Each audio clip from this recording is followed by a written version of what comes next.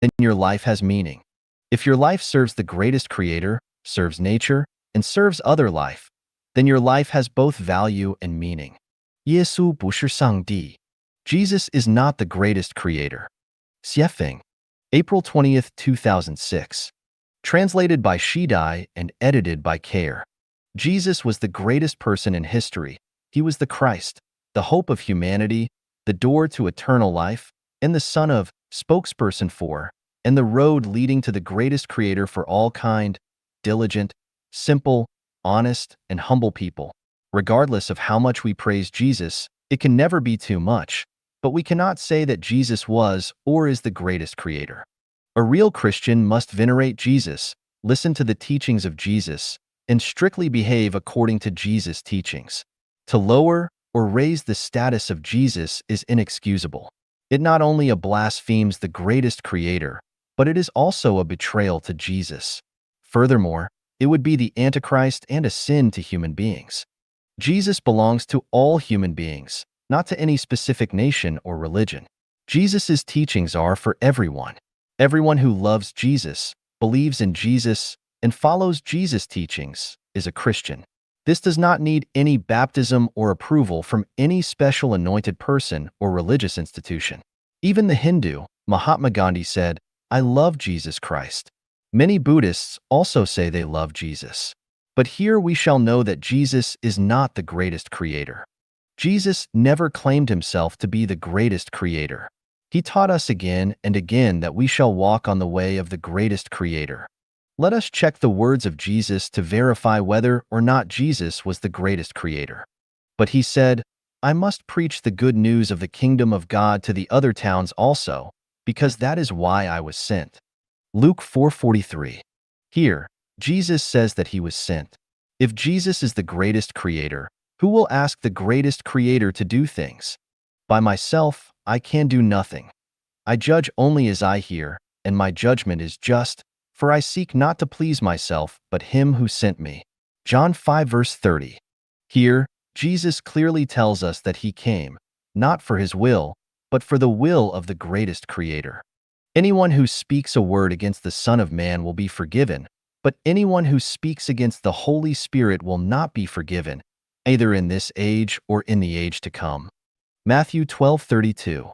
Here, Jesus humbly tells us that if we speak a word against him, we can be forgiven. But if we speak words against the greatest creator, we cannot be forgiven. These words clearly show that Jesus was not the greatest creator. Then the mother of Zebedee's sons came to Jesus with her sons, and, kneeling down, asked a favor of him. "What is it you want?" he asked. She said, "Grant that one of these two sons of mine may sit at your right and the other at your left in your kingdom." "You don't know what you are asking," Jesus said to them. "Can you drink the cup I am going to drink?" "We can," they answered. Jesus said to them, "You will indeed drink from my cup, but to sit at my right or left is not for me to grant. These places belong to those for whom they have been prepared by my Father."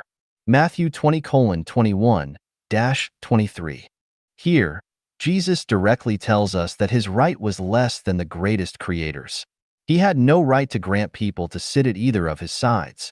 If Jesus were the greatest creator, would he not have this right to grant? And at the 9th hour Jesus cried out in a loud voice, "Eloi, Eloi, lama sabachthani?" which means, my God, why have you forsaken me?" Mark 15 verse 34. Jesus called out with a loud voice, "Father, into your hands I commit my spirit." When he had said this, he breathed his last. Luke 23:46. From these words, how can we say that Jesus is the greatest creator? I also want to ask, can man condemn the greatest creator to death? Is man more powerful than the greatest creator? I still want to ask, Jesus had prayed many times. If Jesus were the greatest creator, to whom did he pray? Is there any being greater than the greatest creator? The facts prove, time and again, that Jesus was not the greatest creator. So, why do some people still claim that Jesus is the greatest creator? There is an evil purpose here, which is to raise the status of Jesus so high that it moves people farther away from the greatest creator. Since they said Jesus is the greatest creator, They shall listen to the teachings of Jesus. But no, they did not hear and follow any teachings of Jesus. They just wanted to get to their own scheme. What was the scheme? That is to praise Jesus so high with their lips that they betray Jesus and ask people to walk on the way of Satan. But what about you? He asked. Who do you say I am? Simon Peter answered, You are the Christ, the Son of the living God. Matthew 16:15-16. Some Christians who praise Jesus with their lips have dishonored the real Christians. No wonder that Mahatma Gandhi said, I like your Christ. I do not like your Christians. Your Christians are so unlike your Christ. Yes, Jesus said that, I and the Father are one, John 10 verse 30. But this does not mean the Father is the Son or that the Son is the Father. It means that Jesus has been with the greatest Creator throughout many ages. It means that Jesus is the honest Son of the greatest Creator. Jesus dutifully carried out the greatest Creator's will, and what he had done were all strictly following the greatest Creator's will. From this, Jesus and the greatest Creator are always one. Jesus keeps his oneness with the greatest Creator from the beginning of time. We often speak of the unity of humanity and heaven, but it does not mean humanity and heaven are the same. 老子思想在第二家园管理中的运用. The application of Lao Tzu's thought in the management of the second home, now new oasis for life. Xiefeng, November 30th, 2010. Chanyuan Celestials in our fourth branch. The second home is the new life mode for future mankind. It is managed by the holographic thinking, whose core is conformity to the Tao, compliance with nature, absence of action, lack of contention, observance of neutrality, absence of dominance, lack of selfish desire, and enthusiasm for service. Specifically speaking, the management method of holographic thinking means following the way of the greatest Creator, running everything according to the program of nature and according to man's origin of nature, avoiding the extreme employment of man's intelligence and wisdom, staying away from all measures and methods that are likely to lead to contention, argument, and fight, refraining from radical behaviors, making no rules, regulations, laws, commandments, and orders, eliminating all private ownership, and trying every effort to bring out the sincerity, kindness, beauty, faith, trust, and peace in human character. The distinction between people and people is only the difference in division of labor, and there is no relation of the managing and the managed. All are offering services to each other, and there are no such positions as the administrators. All affairs, important or not, will be handled on the basis of clear division of labor, with special persons assigned to take special responsibility for the special affairs. The management of the second home should depend fully on Lao Tzu's thought, which is represented by the following 8 points. Guidance by the saint and management by the talented. The management here only implies a difference in the division of labor instead of the difference in the status. Saint manages affairs without action, preaches the doctrine without words. All things take their rise, but he does not turn away from them. He gives them life, but does not take possession of them. He acts, but does not appropriate. Accomplishes, but claims no credit. It is because he lays claim to no credit that the credit cannot be taken away from him. Exalt not the wise, prize not rare objects, shut out from sight the things of desire, and the cunning ones shall not presume to interfere. In his dwelling the sage loves the lowly earth. In his heart he loves what is profound. In his relations with others he loves kindness. In his words he loves sincerity. In government he loves peace. In business affairs he loves ability. In his actions he loves choosing the right time. Banish wisdom, discard knowledge. Banish humanity, discard justice. Banish cunning, discard utility. Embraces the one core principle, thinking, or method, etc., in everything you do. Eschew excess, eschew extravagance, eschew pride. Point 7. Govern the home with justice, not with human wisdom. Do away with taboos, sharp weapons, skills of technique, and statutes. 8. Despise not their dwellings, dislike not their progeny. From the above 8 points, it can be known that there should be invisible saints in the second home, who do not guide with preaching, but with wordless examples, who create things silently but do not take possession of them, and who serve all creatures but do not claim credit for their services. Do not flaunt the worthy and talented. Do not distinguish the superior from the inferior. The rarer a thing is, the less use it will be put to. Do not set up things that may stimulate a person's selfish desire. Leave no loopholes and market for the deceiving and cunning persons to act wildly against the law and public opinion. Keep a clean and tidy living environment. The people in the neighborhood should be unsophisticated and honest and sincere. People should have a kind heart and treat people kindly. They should seek truth from facts, tell things as they really are, and keep their promises. What they do should fit in with their hobbies, personalities, and special talents. Their behaviors should comply with natural laws and their actions should accord the actual situation. Give up cunningness and artfulness, stick to the way, abandon the preaching of righteousness and morality, discard skills, fame, wealth, and ranks. Make people unselfish and possess nothing. Make sure that they have nothing but actually possess everything. Embrace the one in everything. Revere and believe in the only greatest creator in the universe. Abide by the overall arrangement of the only government in the whole world. There will be only one person responsible for everything. Do not have a life of luxury and do not waste. Practice moderation in everything. Do not overdo. All affairs and arrangements of the second home should be made public so that everyone has a clear knowledge of them. Do not engage in secretive management. Do not practice superstition. People should stick to facts, science, logic, and spiritual perception. There should be few prohibitions, commandments, terms, and taboos in the second home. The second home should never possess any swords, spears, rods, and other weapons specially to harm others. It should not sing praise of people's cleverness and skills. It should make people live and work in peace and contentment and enjoy the ordinary life. It should not cause disturbance to their settlement or disrupt their peace and quiet. It should make sure that everyone enjoys the joy, pleasure, freedom, and happiness of life. It should abstain from force, coercion, and suppression, and should make sure that no one imposes his or her own will upon others. In one word, the second home adopts paradise management. The content of this method of management is both simple and complicated, and only those with supreme wisdom can understand. Yet, no matter how complicated the management is, everything will become extremely simple as long as you follow the way of the greatest creator or the way of nature. Otherwise, the management will become extremely complex.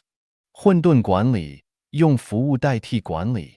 Paradise management, replace management with service. Xiefeng. November 4th, 2010. Paradise management has very rich connotations.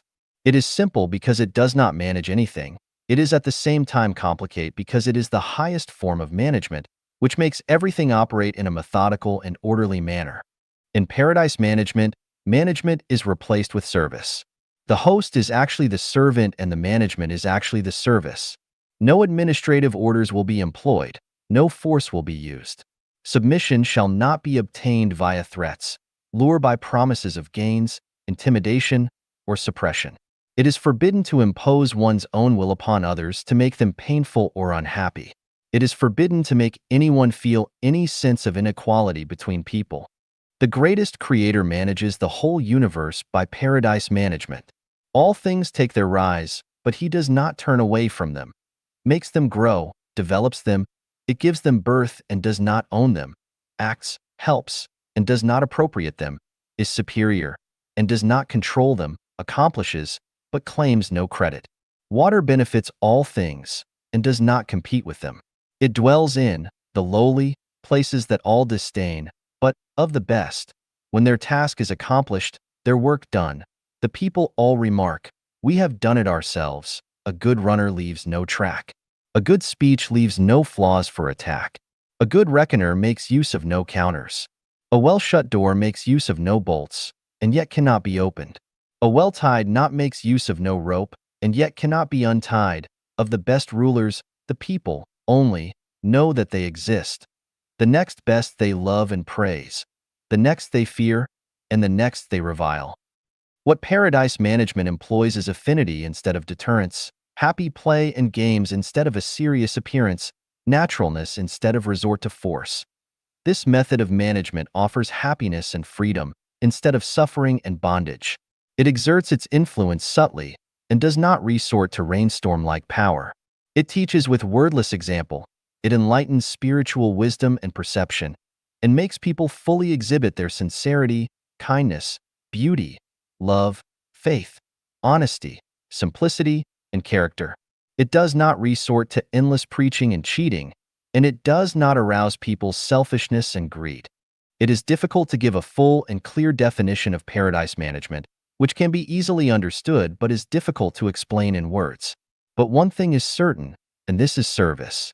Mobilize initiative with love, move with real emotion, and make people move toward perfection with sincere service. All looks so natural, without any track of force and suppression. Of course, when faced with disproportion and radicalism, paradise management will stop its apertures and dull its edges, from Lao Tzu Tao Te Ching. 不结婚如何过日子? The life without marriage. 写finge. Once one gets married and forms a family, he or she will be plunged in a life of misery.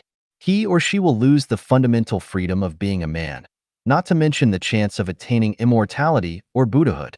Anyone with a family is selfish. They cannot help being selfish because they are controlled, encumbered, and dominated by the program of family. How much pressure a person must bear if he or she does not get married and form a family? The pressure of parents, the persuasion of relatives and friends, the care of neighbors and colleagues, the criticism from the society all bear down on our spirit and soul like huge mountains. The physiological demand, the desire for a home, the worry for illness and death, and the difficulty to relieve loneliness all make us desire instinctively to get married and form a family.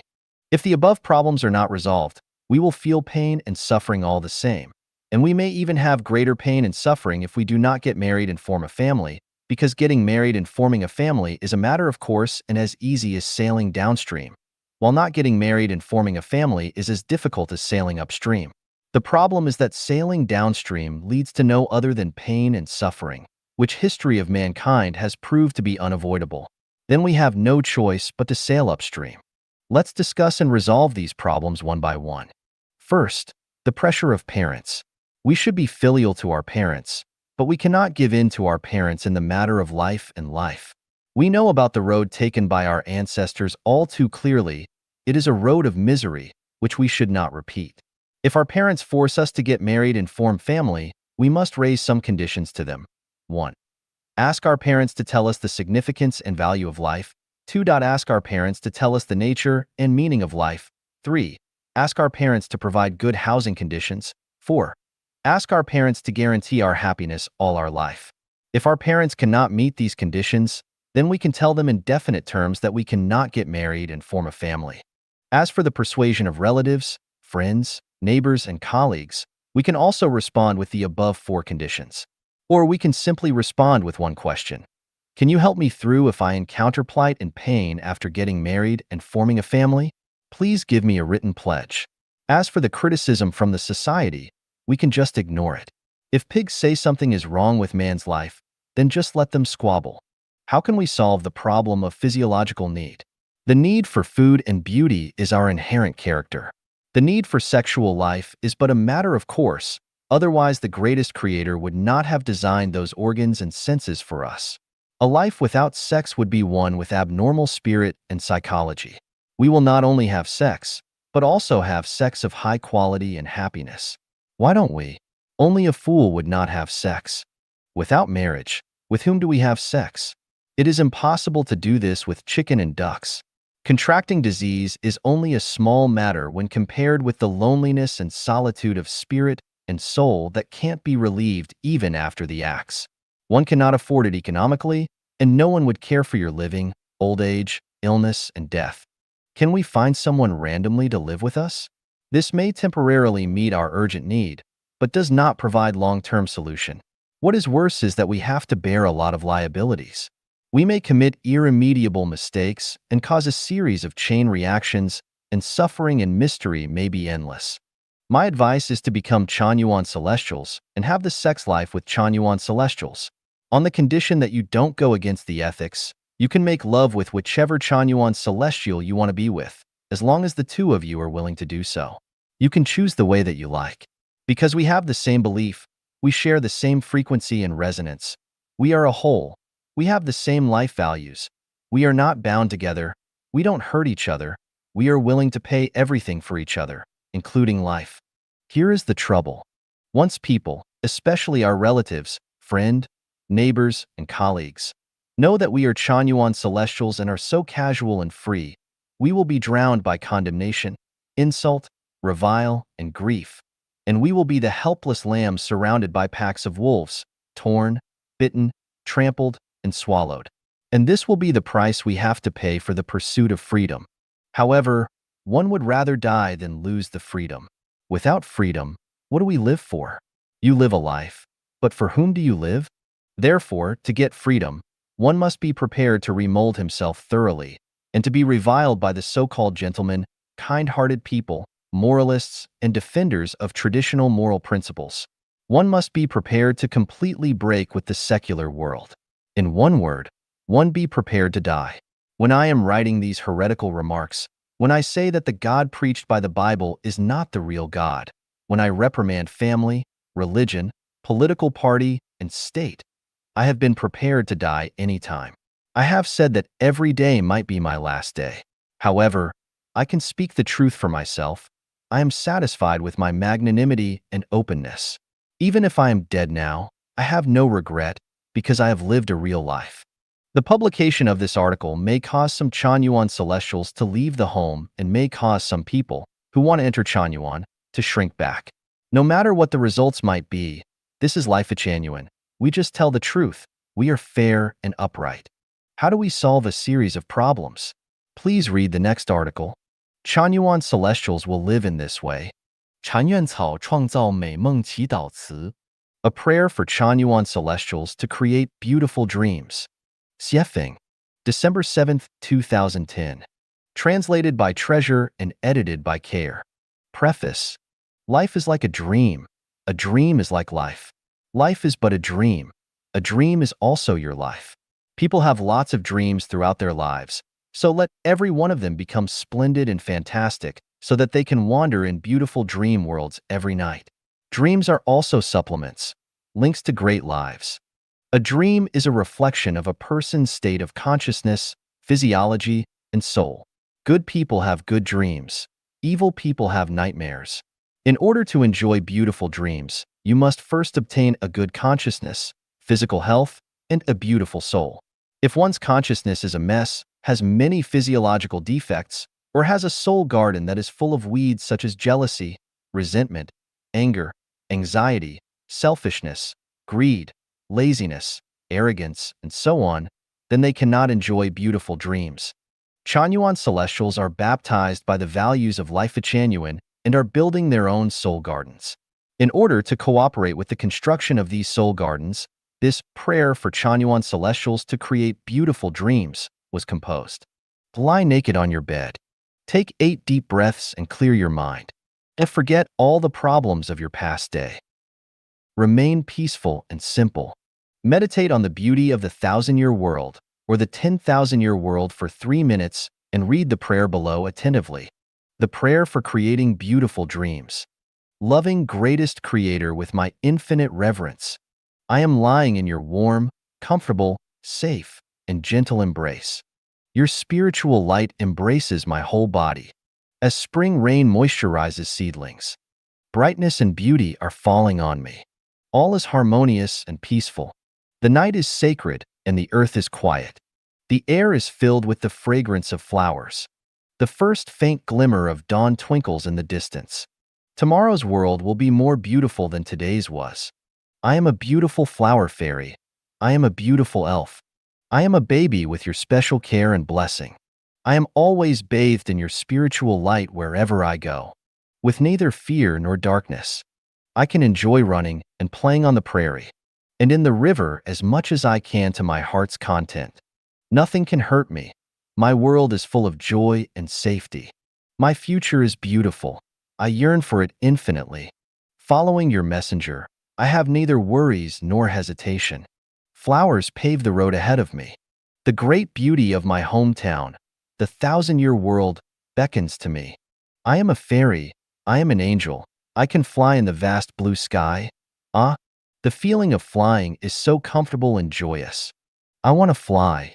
Fly to the distant hometown of heaven. Oh dear greatest Creator, thank you for all that you have bestowed upon me. I am no longer sad and have no worries. I have taken the path that you have arranged for me. The road ahead is clear, and my future will continue to become more joyous and full of brightness, pleasure, and happiness. Ah, peaceful night. I am so happy to be lying in your arms. The fragrance of affectionate love follows me on my path to heaven. Gods, Buddha, angels are with me.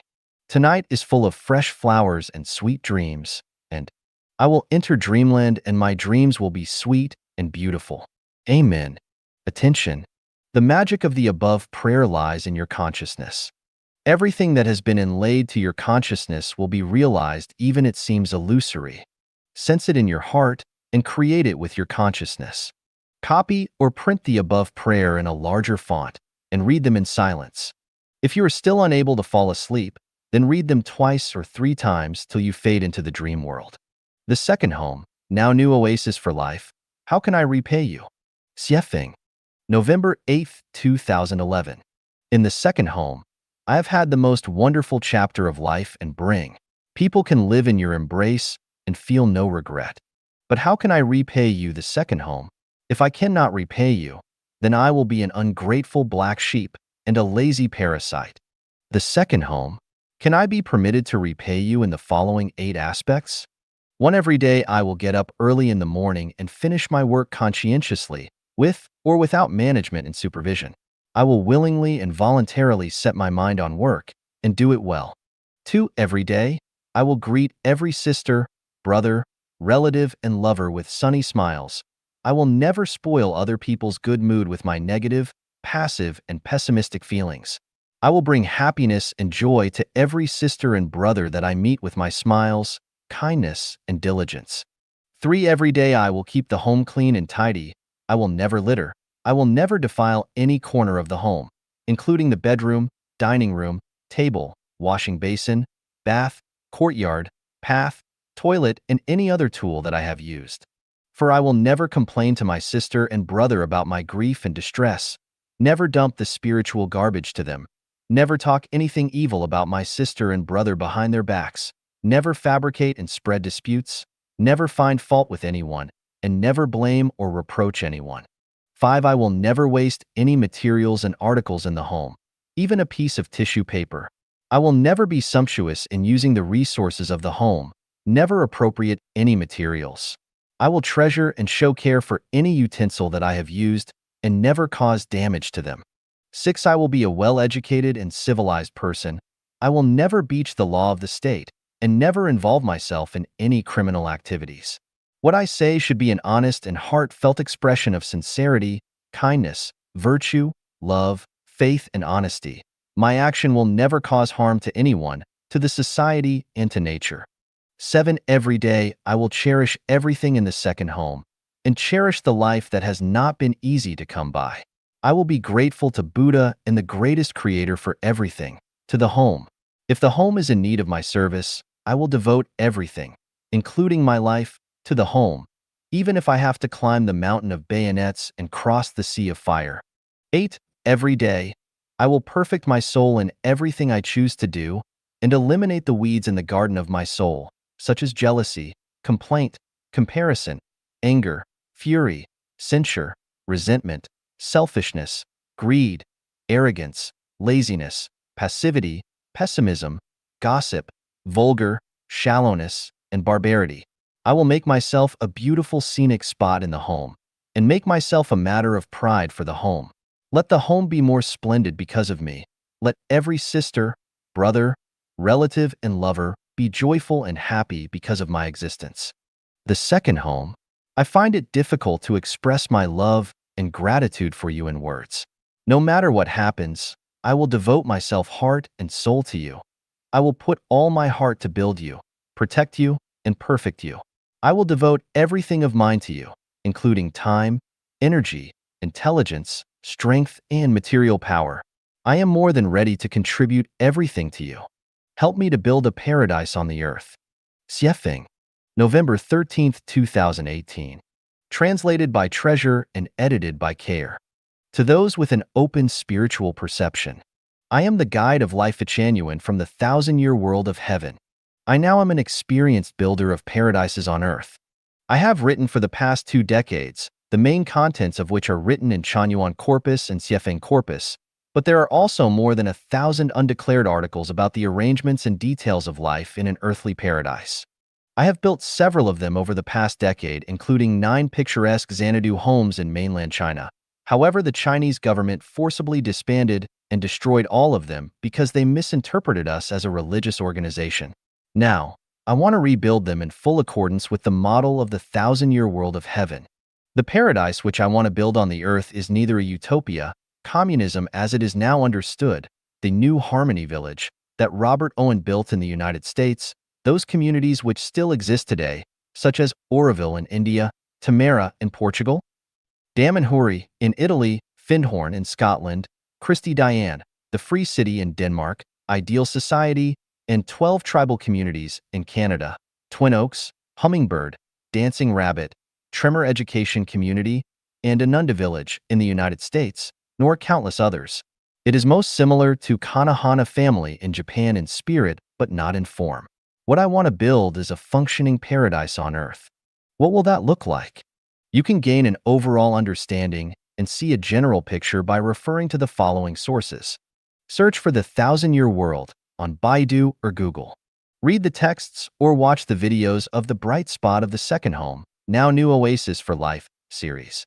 More information is available on the following websites: smcyinternationalfamily.org, bit.ly/2qwrq4j, lifechanyuan.org, newoasis4life.org, leafcosmos.org, Chinese, lifelvzhou.org, Chinese, chaneyuan.org. Centering on sincerity, kindness, beauty, love, faith, honesty, peace, and joy. I can build what you can imagine, but I need the following resources.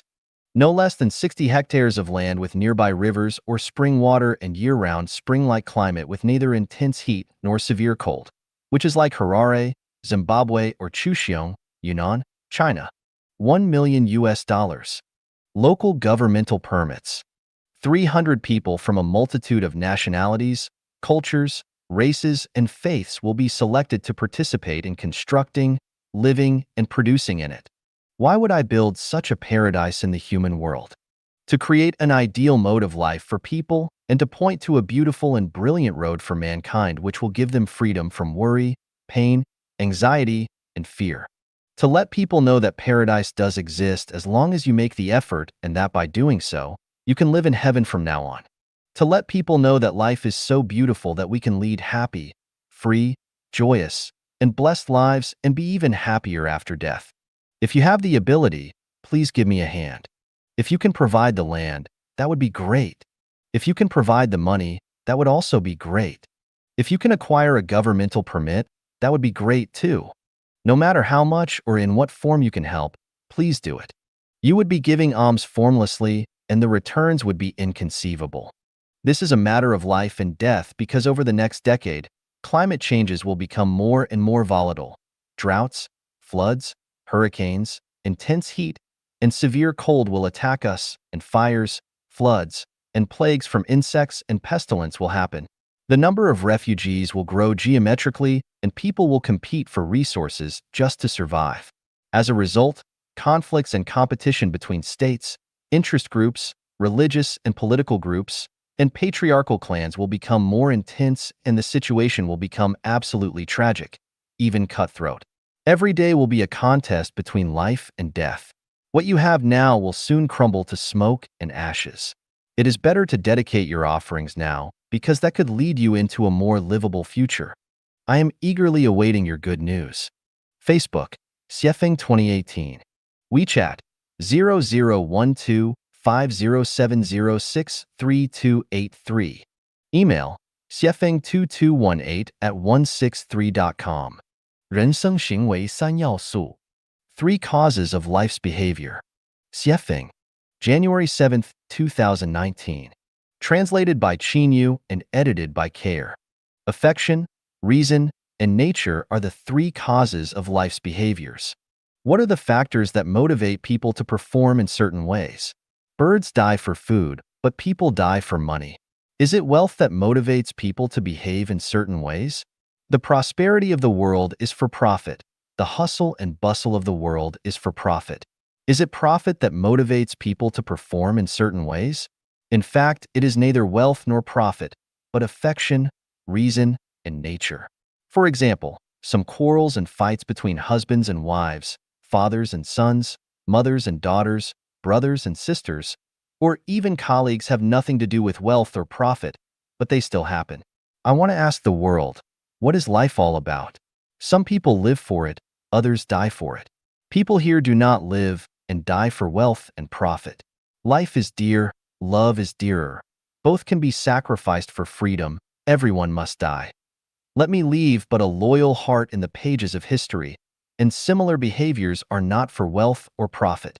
According to Maslow's theory of the hierarchy of the needs in life, what makes certain behaviors happen are the physiology, safety, social interaction, respect, and self-actualization needs of people. According to Freud, sexual instinct in the unconscious mind is the basic motivation for human behavior. Both Maslow and Freud make sense, but they cannot explain all the motivations of human behavior. For example, trampling on an ant or praising a member of the same sex cannot be analyzed by Maslow and Freud's theories. However, all the motivations of human behavior can be explained by affection, reason, and nature. In other words, all human behavior is in accordance with either affection, reason, or nature. It must be at least one of these three. If a certain behavior is not in accordance with affection, then it must be with reason or nature. If it is in accordance with neither reason nor nature, then it must be with affection. We often say that someone is unreasonable or irrational when in fact they are really unreasonable, but they are being affectionate. We often say that someone is indifferent when in fact they are just not affectionate but their behavior is in accordance with their nature. Home is not the place for reasoning, it is the place for affection and nature. Men value rationality while women value affection, so couples often do not understand each other. Either spouse will think that the other is being unreasonable and selfish when in fact they are both playing a harp to a cow. Doing so is not the fault of the cow, but that of the player. What is the use of playing a harp to a cow? You are not on the same channel and are just annoying the cow. The behavior of living for yourself while helping others secretly is not in accordance with affection nor with reason, but it is in accordance with nature. That is someone's nature. Some people are born omnivores while others are lifelong vegans. This cannot be analyzed with affection or reason because it is the product of one's nature. All desires are manifestations of people's natures, all requirements are manifestations of affection, and all preaching are manifestations of reason. The advantage of knowing this truth is that everyone in the world becomes pleasing to your eye. Everyone becomes right. Do not worry if children are crying. They are just expressing their nature. Take it easy if a wife is crying, shouting, and trying to hang herself. She is just in a mood. Do not be afraid if a husband is yelling sternly. He is reasoning. Trump launched a trade war against China, so Xi Jinping fought back, tit for tat. Xi Jinping wanted to invade Taiwan by force, so Tsai Ing-wen talked domineeringly. Some people are screaming, "Exterminate the CPC," while others are shouting, "We love the CPC." In my opinion, they are all right. If you only consider from the perspective of affection, reason, or nature, then you will feel that they are all wrong. If you do so from my three causes, affection, reason, and nature, then you will feel that everyone in the world is right. Who can say that mice who dig holes are wrong, but that cats who catch them are right? On the contrary, who can say that cats who catch mice are wrong, but that mice who dig holes are right? All are right and none are wrong because they are all following their natures. Eventually, you will find that those who are destined to die will die, and those who are destined to live will live. Those who are destined to live are still alive. This is good. Those who are destined to die are dead. This is also not bad. 无用之用有大用. Uselessness has great use. Xiefeng, January 7th, 2019. Translated by Chinyu and edited by Care. Life's journeys are full of contradictions, struggles, conflicts, fights, troubles, pains, disasters, and a preponderance of anxiety. Something has to be wrong with this. So what is it? The problem is that people are all chasing useful things and have no time to consider the useless ones. What are considered life's useful things? Money, power, fame, gain, and carnal pleasure are a few. What are considered life's useless things? Beliefs, ideals, faith, morals, and integrity are some. If someone is not lacking money for food, clothing, shelter, and transportation, but is still in deep trouble and pain, then their problems have doubtlessly been pursuing useful things and completely neglecting useless ones. By the existence of things, we profit. By the non-existence of things, we are served. Useful things are for profit and useless things are for usage. Useful things are for survival and useless things are for life. Those who pursue money, power, fame, profit, and carnal pleasure all their lives are only doing it for survival, which will inevitably lead to fighting, killing, depriving, robbing, complaining, envying, suffering, and eventual disasters. The rich died violently, the powerful were imprisoned, the famous committed suicide, the owner of land and luxury cars died on the street, and attractive celebrities were betrayed and bullied. That quote illustrates how the things that are seen as being useful are not really of great use.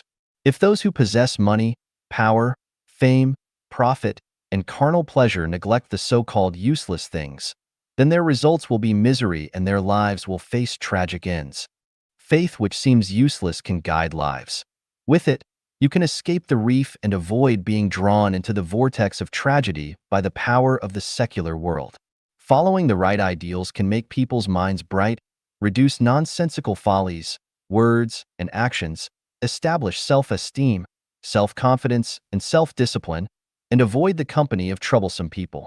If you have faith, you can maintain righteousness under difficult and confusing circumstances, and temporary setbacks and tribulations will not cause you to associate with evil influences to commit illegal acts, use drugs, or go out whoring, or scam and steal from people. This is actually tantamount to avoiding disaster. People of virtue can calm down and remain at ease with no anxiety for wealth or honor, no worries about poverty or humbleness, to be content with the rules of Tao, and to just enjoy their lives regardless of where they are or what they're doing.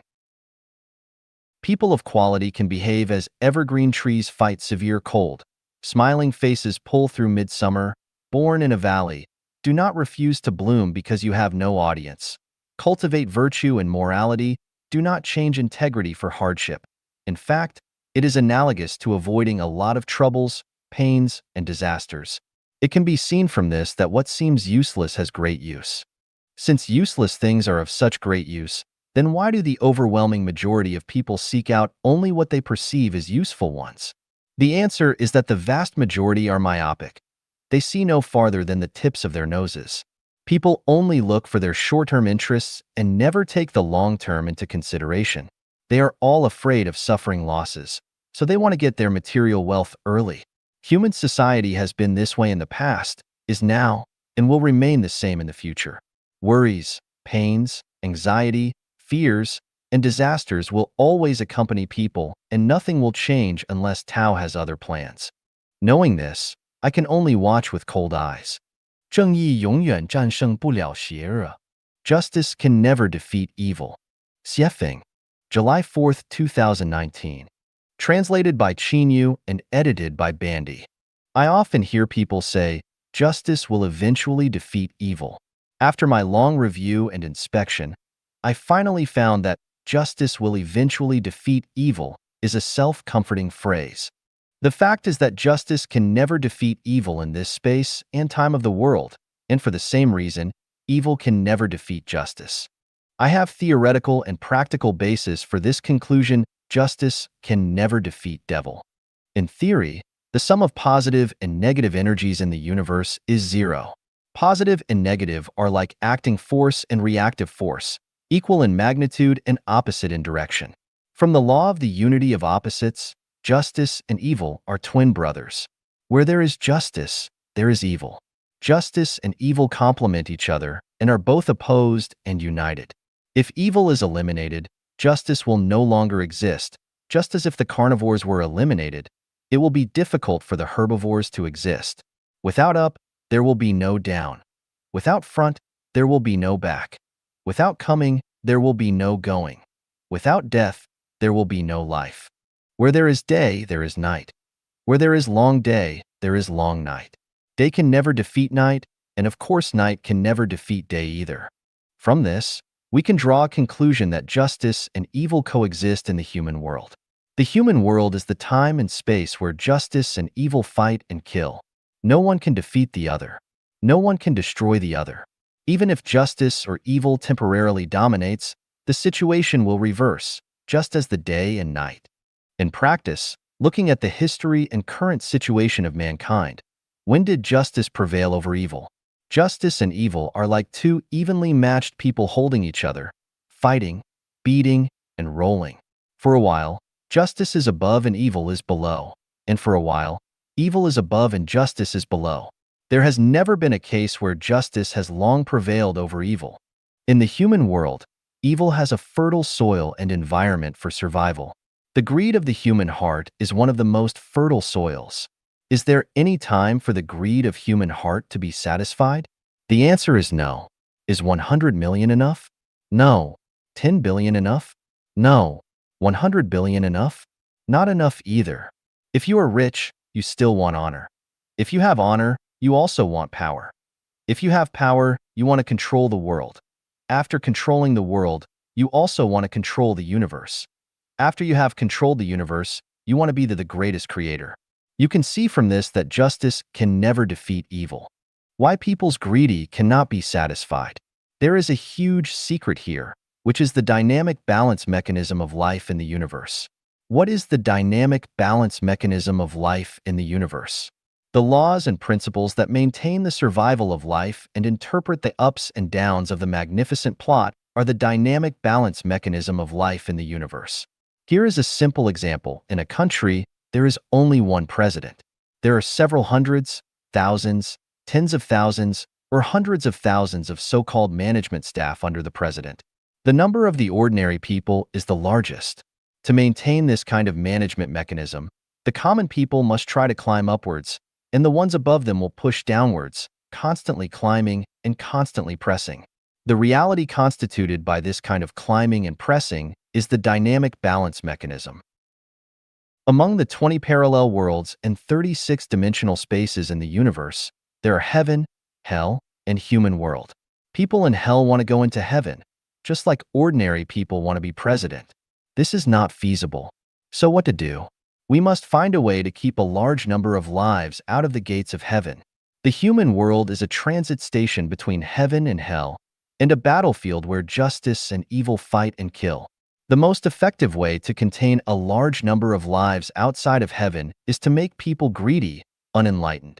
Thus you can know the reason why justice can never defeat evil in the human world. Seeing through reality, should those who think that they are righteous be very pessimistic? Do you think that this mechanism is unreasonable? Do you think that it is benevolent only when there is no hell but heaven? If you think this way, it is irrational. You can imagine that if all insects, birds, beasts, domestic animals, fish, shrimps, snakes, and scorpions are all transformed into human beings, can human beings survive any longer? The sea of bitterness is boundless. Is there a way to be optimistic? Yes. Where? The person from heaven will lead you to find a way to be optimistic. 不要期望石头会变成西瓜. Do not expect stones to become watermelons. Xiefeng, July 24, 2019. Translated by Chinyu and edited by Care.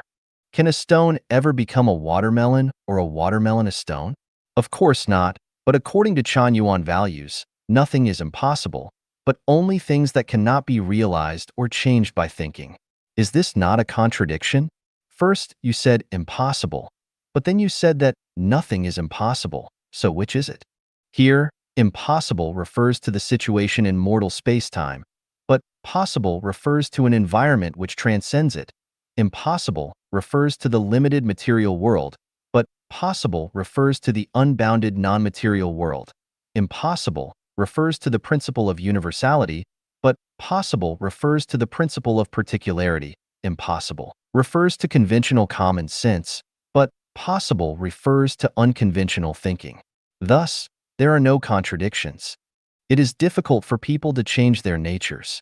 If we compare them to stones, then it is impossible for them to become watermelons. I often hear people say that someday his conscience will sting him, meaning that someone who hurts you now will eventually learn that they were wrong and apologize or repent and compensate you for your loss. But a stone is a stone and will never become a watermelon. In other words, it is extraordinarily unlikely that a person who hurts you will ever find their conscience. If you agree with this point of view, then you can handle your interpersonal relationships in this way along your life's journey. If someone makes you unhappy when you deal with them the first time, stop there. An old expression goes, "Fool me once, shame on you. Fool me twice, shame on me." No stone will ever transform itself into a watermelon. If someone looks unpleasantly toward you, do not look back at them in the future. You will be sick of them for the rest of your life.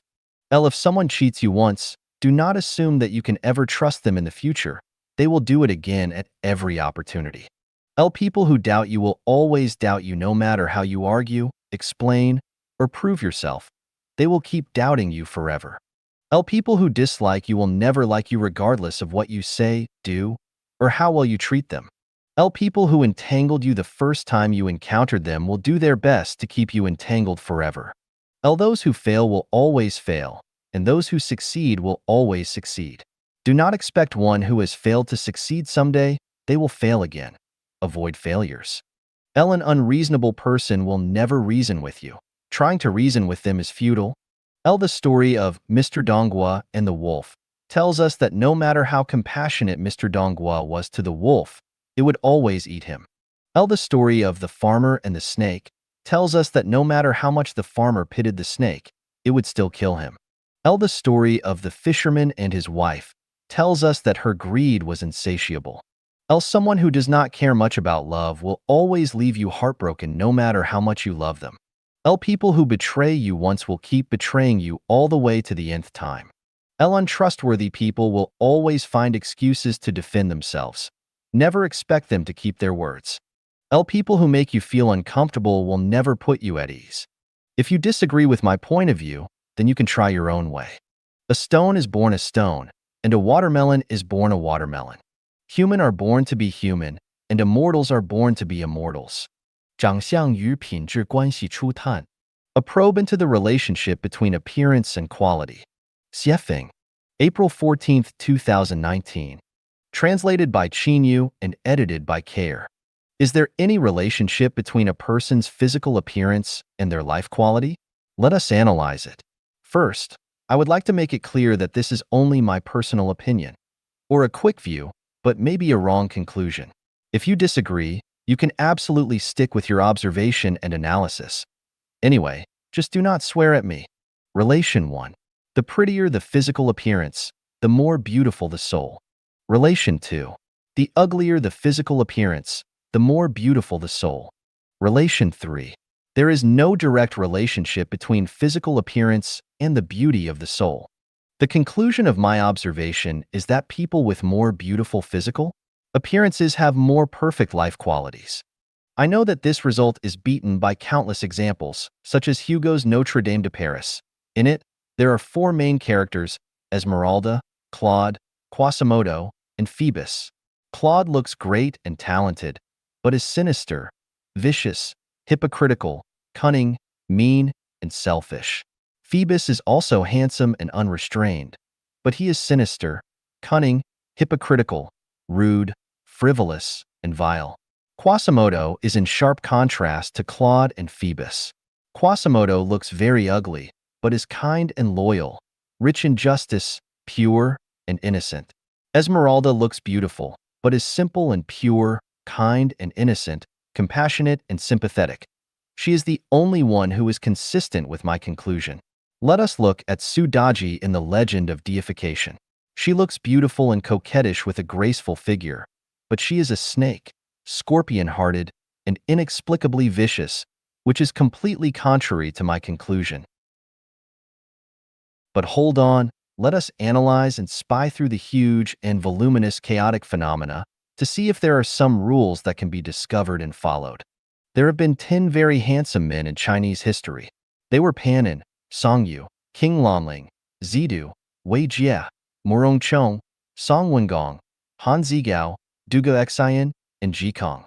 They all share the features of having very charming styles, were exceedingly beautiful, tall and slender, handsome in shape, possessing smooth skin, and were natural, unrestrained, and graceful. As for their characters, there are many praises with very few derogatory words for any of them. This shows that good-looking people are not always bad. There have also been 10 very beautiful women in Chinese history.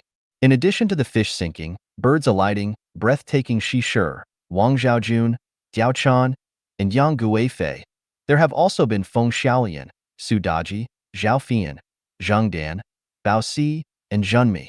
These women's beautiful appearances cannot be overstated, but except for the praises of Shi Shi, Wang Zhaojun, Diao Chan, and Yang Guifei, the moral qualities of Su Daji, Bao Si, and the rest are mostly negative.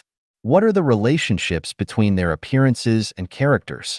History has long passed, so we cannot go back to live with them and study any of them.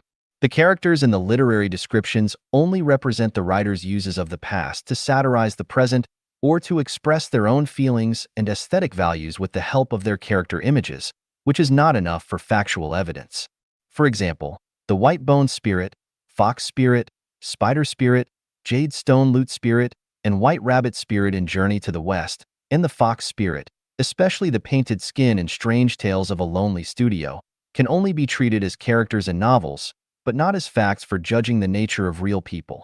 For that, we can only use factual, scientific, logical, and spiritual approaches to analyze them. In reality, there are no less than 400 people who have had relatively deep interpersonal relationships with me. My observation of them is that the more beautiful the person appears, the purer their character is. From a scientific point of view, appearance is the expression of reality and the external form of the non-material structure of life. The more perfect the structure is, the more symmetrical and beautiful its appearance is. It can also be seen from Water Knows the Answer that the more beautiful and kinder the reality is, the more beautiful the shape that it projects will also be. And it can be concluded from this alone that the better the inner quality is, the more pleasing to the eye its appearance will be. From a logical point of view, if there is a flaw in something, then something must be wrong with its foundation. The appearance of a building is determined by its drawing, which is determined by the architect's aesthetics and knowledge and experience of designing structures. You picked up a porcelain bowl and found that the bottom of the porcelain bowl was slightly flawed. This flaw was not caused by the bowl itself, but by its mold. That is, the bottom of the mold was flawed. Therefore, the appearance of a person is determined by their inner quality. The better their quality, the nicer their appearance. The poorer their quality, the ugly their appearance. In terms of spiritual sense, when I lived in the 1,000-year world, I saw that every man was handsome and elegant and every woman was glamorous and charming. Later, through the continent for 3 realms lives to pass through, I found that the men and women in the 10,000-year world were even more delicate and beautiful than the ones in the 1,000-year world. The 1,000-year world and 10,000-year world are within the kingdom of heaven, so people in both places are pure of heart and noble of character. This further proves that there is a direct proportional relationship between appearances and characters, which means that the better the former, the more beautiful the later. The phenomenon that now confuses us is that many handsome men and lovely women in our world have looks that are nowhere nearly proportional to their inner qualities. That is to say, some people who look pleasing to the eye are rather ruthless when dealing with interpersonal relationships, while some people who cannot make people look back at them are kind-hearted and genuinely decent. So what is going on here? After observing and considering many people for a long time, I found that the problem is that no matter how someone looks, once they step into business, a battlefield, officialdom, Vanity Fair, love, or a casino, their soul will be affected by money, power, fate, fame, gain, carnal pleasure, and other such things. They will not be the same individual that they were in Tathagata, but will have been driven by the devil's program and will have become obsessed with money, power, fame, carnal pleasure, fate, fortune, and will have lost their natures. We therefore draw the conclusion that appearance is directly proportional to quality, but for people in corrupting environments and situations, appearance has nothing to do with quality, and we cannot judge people that way. You need to be careful where appearances and quality do not match lest you reap beans from melon seeds. From this, we learn the big secret that if a person wants to restore their Tathagata nature to go to heaven, then they must not enter the vortex related to money, power, fame, gain, and carnal pleasure. If they do, then their pure and beautiful souls will be distorted, their Tathagata nature will be covered up, and their appealing looks will be trampled on and defiled by their very selves. Unless rigorous cultivation enters their lives, their future destinations will definitely be bad. Another truth that I discovered is that if a person gets along well with others with whom they have no direct interest, and if they are beautiful, then we can basically conclude that their quality is also beautiful. My final conclusion is that when a person is in a state of selflessness, their appearance and life quality complement each other. The more beautiful their appearance is, the more perfect their life quality is also. 求证,若无益便有害. Seeking confirmation. If it is not helpful, then it will be harmful. Xiefeng. March 29, 2020. Translated by Chinyu and edited by Care. A proposition suddenly occurred to me. If something is not helpful, then it must be harmful. What does this mean? It means that if an entity such as a country, political party, religion, organization, group, piece of food, house, car, type of money, contract, agreement, stock, field, company, business, computer, mobile phone, article of clothing, shoe, chicken, duck, fish, news item, some information, people, or anything else cannot benefit you, then it will definitely harm you. For example, a WeChat group that you join which brings you no happiness, joy, freedom, or blessing will eventually bring you worry, pain, sorrow, and anxiety. A house that you own which does not add convenience or other benefits to your life will bring you the anxiety of managing it and consume your time and effort. A dog that you raise but does not bring you the warmth that you had expected from it will definitely bring you trouble that you never thought of. An employee who is recruited by a company but who fails to benefit them will definitely become a drain on them. Let us analyze someone with whom you associate, whether they are your sibling, friend, relative, colleague, spouse, net friend, or other acquaintance. As long as they bring you no joy, peace, or safety, then they will definitely bring you pain, worry, and crises. If this proposition is true, then the opposite must also be true. If it is harmful, then it is useless. Is this proposition absolute? Is it extreme? If yes, please demonstrate. If this proposition is true and is related to the happiness and future of your whole life, then you must take it seriously. For example, if you make a net friend but find that they make you worry, unhappy, or prove to be a waste of your time and energy, then you should immediately cut off your new relationship because if it is useless, then it is harmful, and if it is harmful, then it is useless.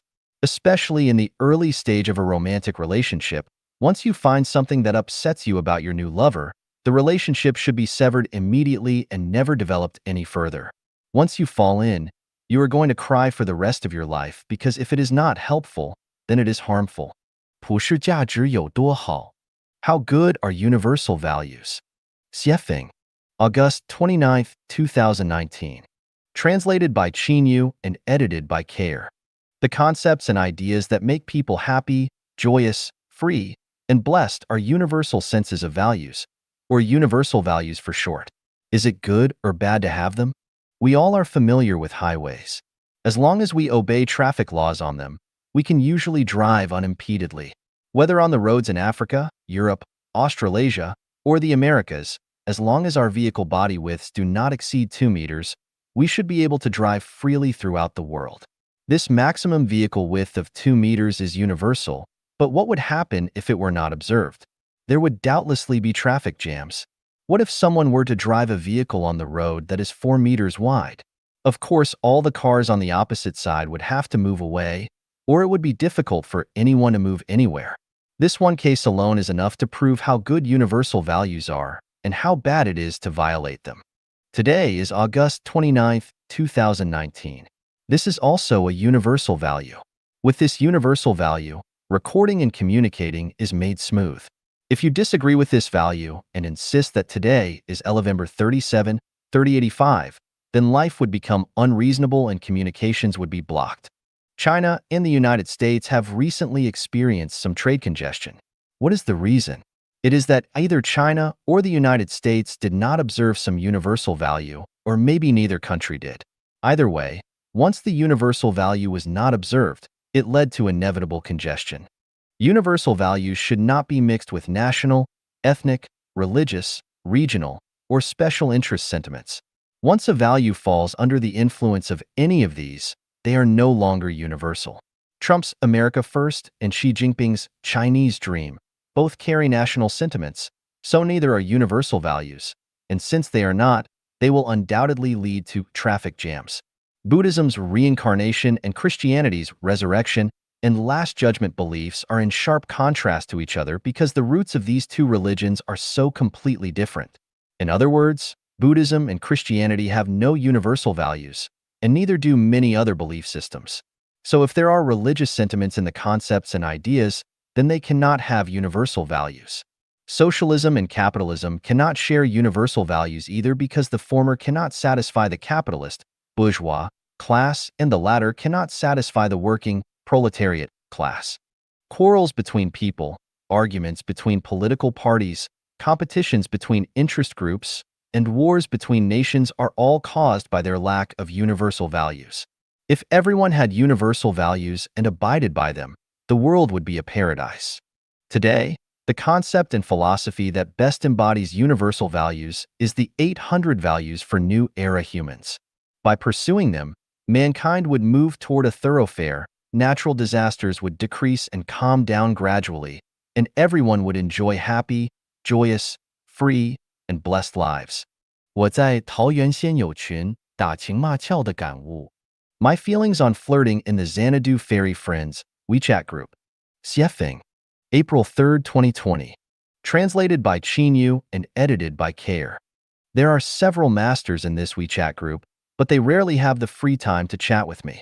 Of the 83 netizens in it, only 7 or 8 chat with me occasionally while the others are mostly silent. Only 4 or 5 members talk to me regularly. Though they are not Chanyuan Celestials, they are happy to chat with me. I do not spread values in this group, nor do I teach scriptures. I concentrate on talking about love and flirting in order to observe their reactions. From a few recent chats, I have gained these 4 insights. Few are enlightened. Very few people return to their nature, which proves that people are still on their roads to enlightenment. The acme of good writing is nothing special, it is only being just right. The acme of good character is nothing unusual, it is only being one's true self. Those who are truly enlightened and masterful of Tao and Dharma no longer talk about scriptures and Tao, but return to their nature. They chat, brag, discuss hem and mulberries over wine, and are mainly based on having a good time. You can observe those great scientists and wealthy entrepreneurs. Instead, they talk easily and dress plainly, without a little shelf and the aura and desire to show off their wealth. The more a dabbler in knowledge, the more people like to show themselves off, the more they want to look superior, and the more they like to show their uniqueness. This situation is particularly prominent on the web, including WeChat groups. The less they understand about Buddha and Tao, the more they like to talk about them. The less reasonable they are, the more they like to talk about reason. They are like poor people who wear brand name clothes to show off their wealth. They are pitiful. Few have original thoughts. The vast majority in WeChat groups and WeChat moments are info porters. They have no original thoughts or opinions but keep busy all day exploring treasures across the vast network and on WeChat, and then move their treasures intact from one place to another in order to brush their senses of existence and let people know how smart they are. In fact, the more that they copy and paste, the more that their ignorance and folly are shown. Without their own thoughts and opinions, they carry so many things every day only to tell others that they are microphones. They are ridiculous. Many pretend to be gods.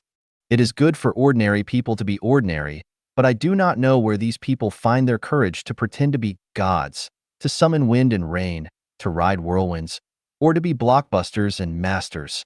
I found that within China there are many wannabe gods, and an endless stream of these masters are emerging constantly. They talk about terms and principles that they do not understand, each sitting in a serious manner, looking both ridiculous and pitiful, just like funny performers in circuses, which are very much worth seeing. If they should ever happen to stumble across a real master someday, I do not know if they will try to hide their shame. Speaking of this, I also have a cold sweat on my body. When I am talking about others, am I also a pretend master in the eyes of higher experts? Therefore, I still need to behave myself by tucking my tail between my legs and being an honest man so as not to make a fool of myself and seem absurd to others. Few understand the truth of life. What on earth do people live for? Few people think about this, and still fewer understand that finding happiness is an original, key purpose of life, but they just do not know where to find it. Originally, joking, flirting, talking about love, chatting, and laughing was one of the simplest, most direct, easiest, and most effective ways to find happiness. But no one seems to take flirting people seriously, and flirters are seen as having low tastes and the hobbies of country bumpkins, as if these judges are themselves, ladies and gentlemen. Some people have also criticized me for looking for stimulation because of my spiritual emptiness. Some people even used a sermon in the Shurangama Sutra about lewdness to insinuate that I am evil. Bloody hell!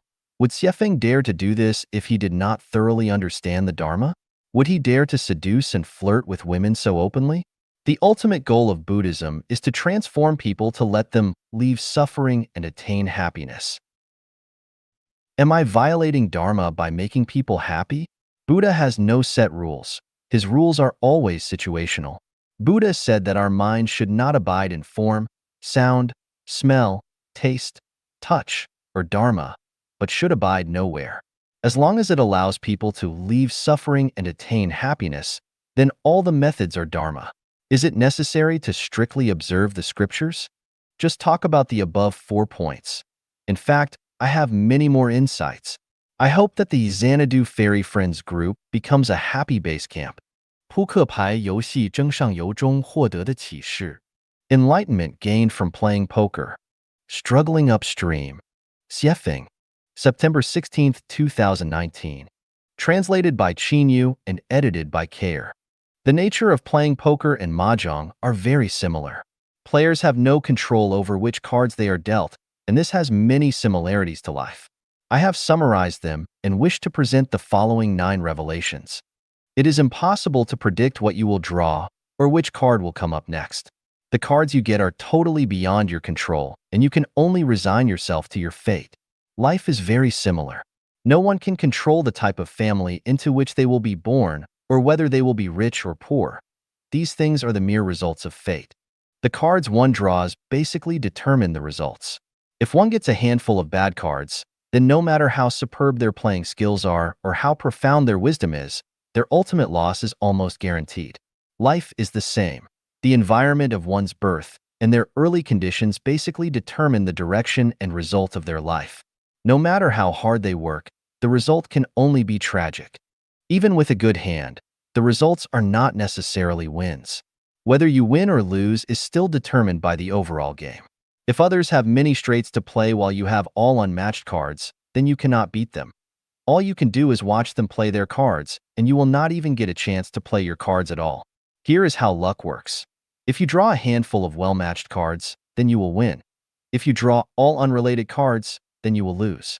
Life is the same. Even if you were born into a superior environment under great conditions and with excellent morality and wisdom but run into bad luck, then your life will still be difficult and unsatisfactory.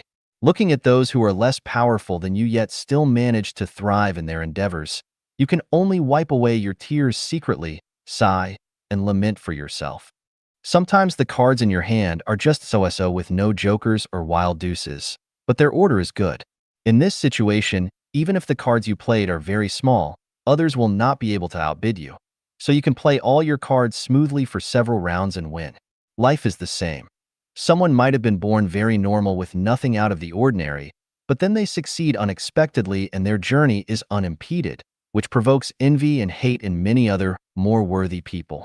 In Zhangshangyo, struggle upstream, you can scheme, play petty tricks, and take risks to improve your probability of winning. However, When your unfair methods are discovered by your playmates, no one will ever play with you again. People will look down on you from the bottom of their hearts, and you will be regarded as a card hooligan.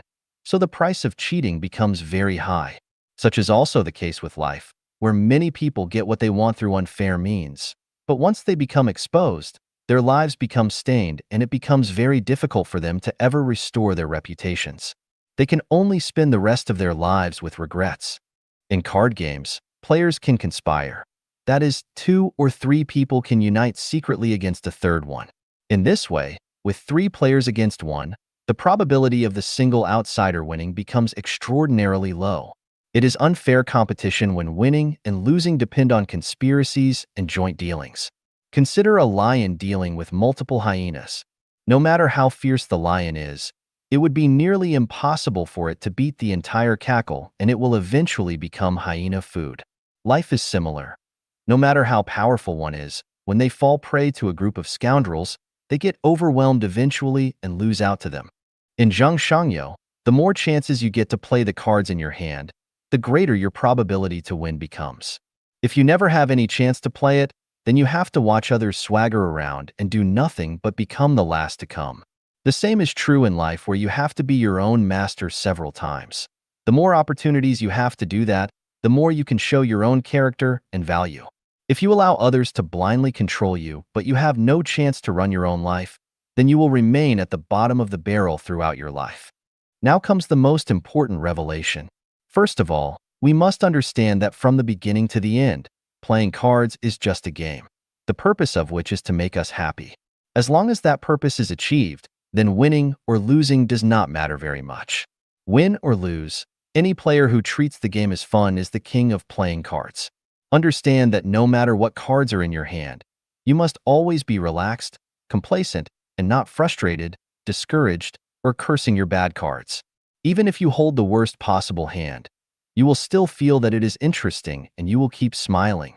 Then, you will be the master of playing cards, the king of playing cards. Win, and you are happy. Lose, and you are happy. You are actually the biggest winner of playing the card game. Life too should also be like this, a game, a struggling upstream game. If you want to win desperately above all else, to succeed, to impress others, to be famous, to own luxury cars and mansions, to be powerful and influential, to be obeyed by others, to glorify and illuminate your ancestors, and leave a good name forever, then you are a person who is not enlightened and one who does not understand life. You will definitely be the biggest loser in this game.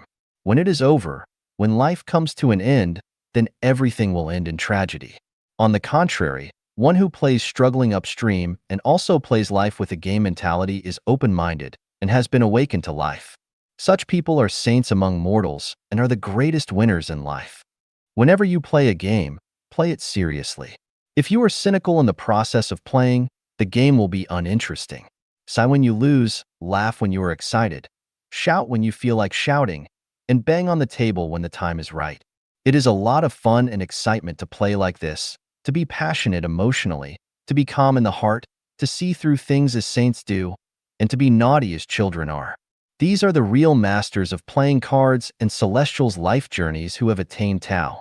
从武汉疫情获得的8个启示 8 revelations obtained from the Wuhan pandemic. Xiefeng, February 9th, 2020. Translated by Qinyu and edited by Care. All things and phenomena are books without words. Reading from them is communicating directly with the greatest creator. The Wuhan coronavirus is such a phenomenon. So what revelations can we gain from it? Unexpected things can happen at any time. So do not be arrogant when you are at a high point in life, nor discouraged at a low point, because when you wake up, you will find that everything spins in the opposite direction. The most important thing in life is to act now, when it is calm, not later, because we may not have the chance to fulfill our wishes in the future.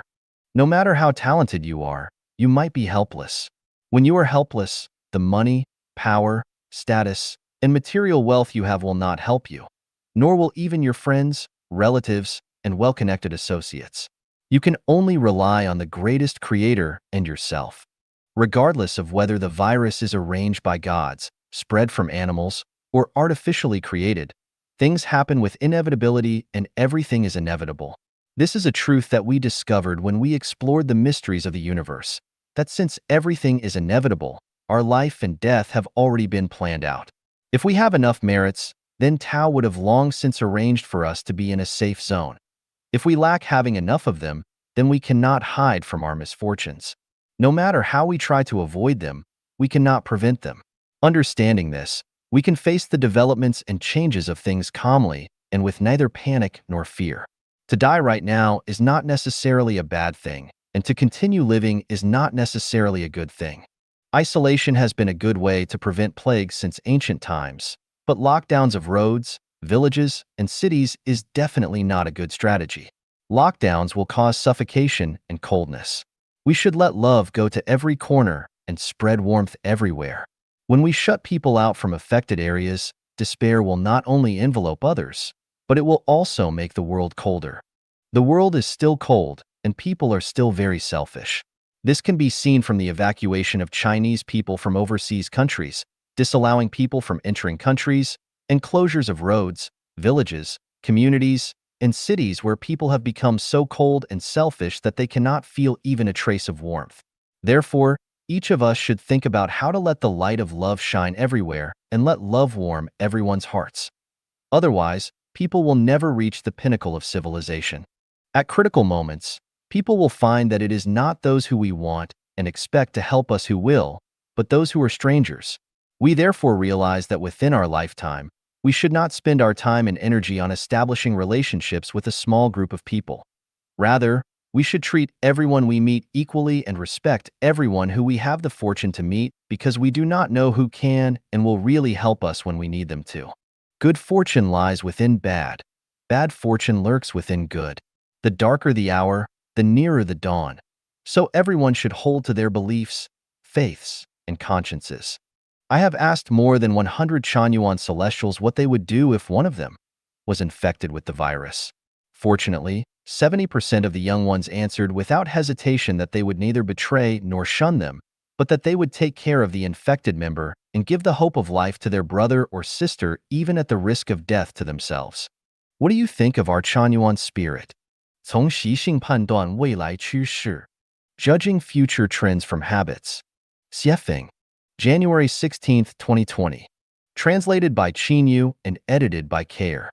One who was injured at a specific spot on their body is more likely to be injured on that same spot in the future.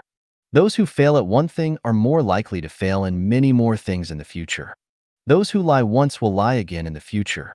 Those who kill once are apt to kill again in the future. Those who divorce once are likely to divorce again. Miscarrying increases the chances of it happening a second and third time in the future. Those who steal successfully once will do it again in the future. Those who have an affair will take advantage of opportunities to repeat them with others in the future. Those who accept a bribe once will continue to accept more bribes. Those who have given up on an opportunity once are apt to give up future opportunities that present themselves. Those who betray you once will betray you many times. First-time casino gamblers will return in the future. Those who are hurt by something once will be haunted by its fear and remain afraid of it forever. Those who discard their promise once will do so again and again. Those who are arrogant in expression, behavior, or language will remain so. Those who are careless about one thing will be so about many other things. A first-time deceiver will deceive many times again. Once in a cell, a person is more likely to enter another cell.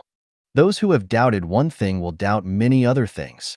Those who have been struck by lightning once will likely be stricken again. Those who have been fooled once are more likely to be fooled again in the future. If you swallow your anger once and a similar thing happens, you will do it again. Being unreasonable once will lead to being unreasonable many more times. If you break a precept once, then you will do it many more times. If you fail the first time, then failing the second, third, and all future times will become progressively easier. People who and things that make you uncomfortable the first time will never set you at ease in the future. Those who cannot do small things well will do more important things just as poorly. Those who are not hygienic will be sloppy in other aspects of life and cannot be quick. Those who do not finish what they start will procrastinate on everything. Those who made you sad once will repeat it again and again. Those who lack enthusiasm and passion will never develop them in the future. Those who let you down once will do so every time. Those who have schemed will continue to do so in the future. Those who are very attached to things are bound to stumble over them. Those who get fight germs poorly will become more easily infected with the passage of time. Those who believe they are right will never admit to being wrong.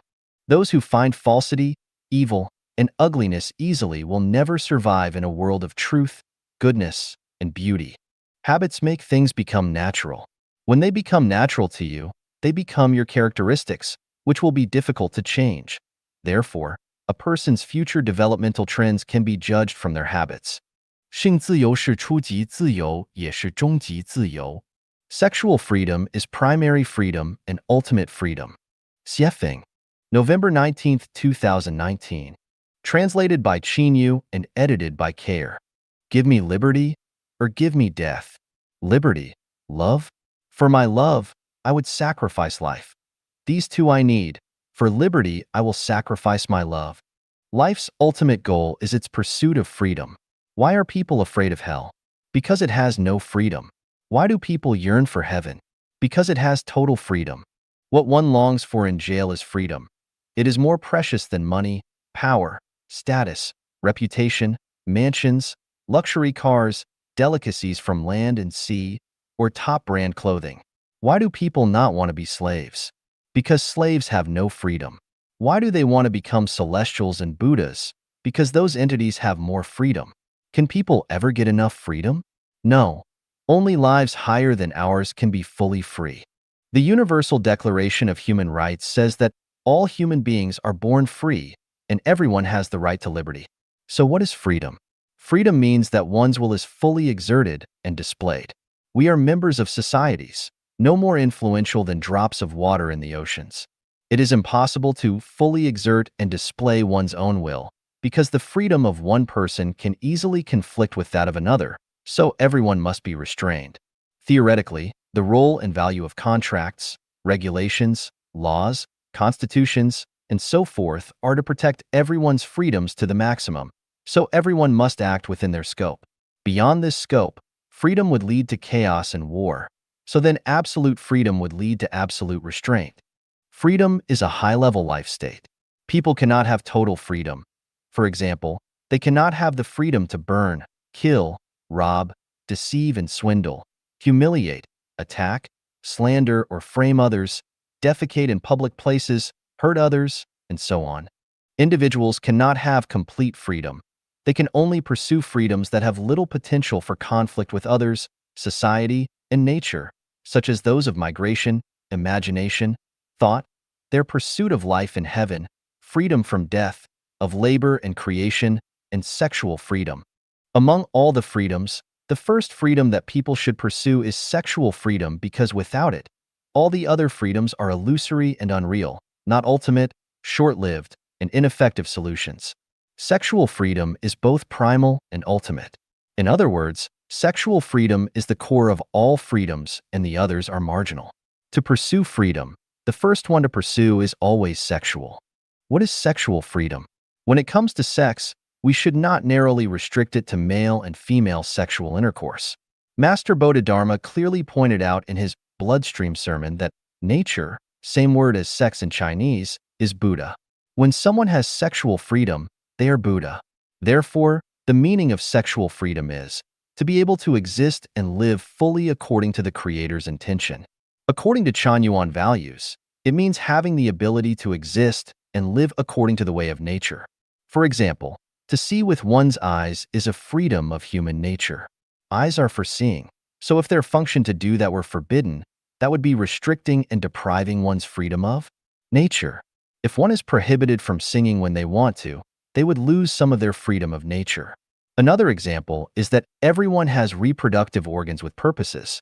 They are not only used for excretion and procreation, but also for enjoying sexual pleasure.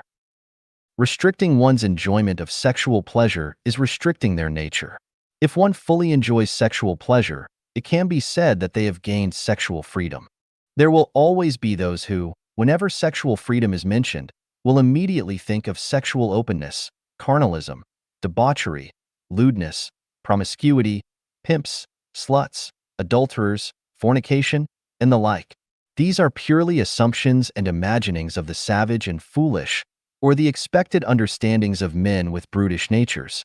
Sexual freedom is the artistic blooming and enjoyment of the nature of the civilized, not the delicacy of scrambling barbarians. Some people attribute AIDS and other STDs, family breakdowns, and similar consequences to sexual freedom, but this is the same as attributing diseases to food, which makes no sense.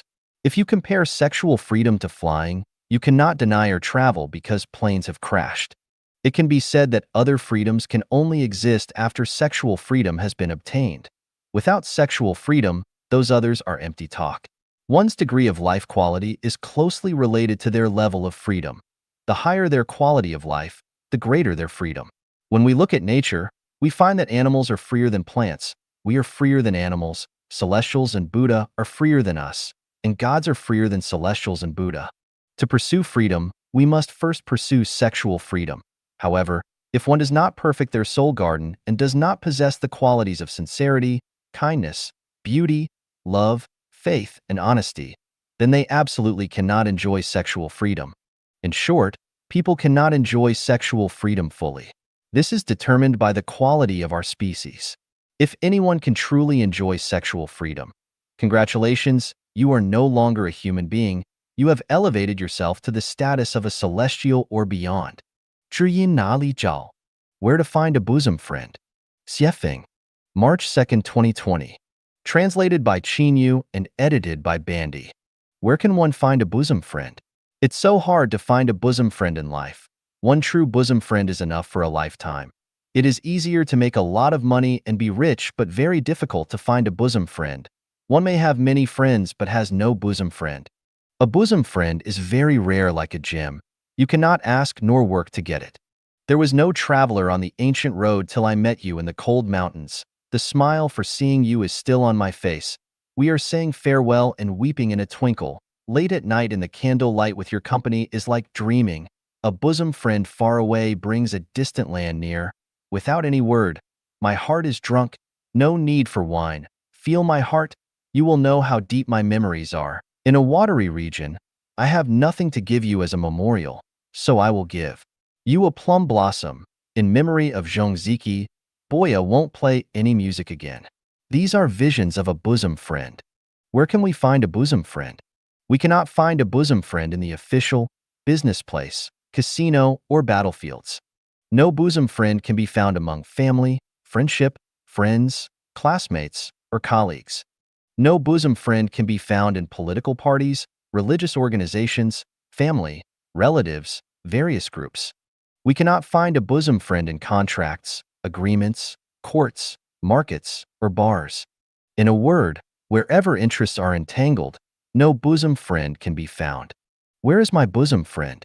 Bosom friend is in your life channel, in your soul, in your spirit, and in your happily playing with your friends.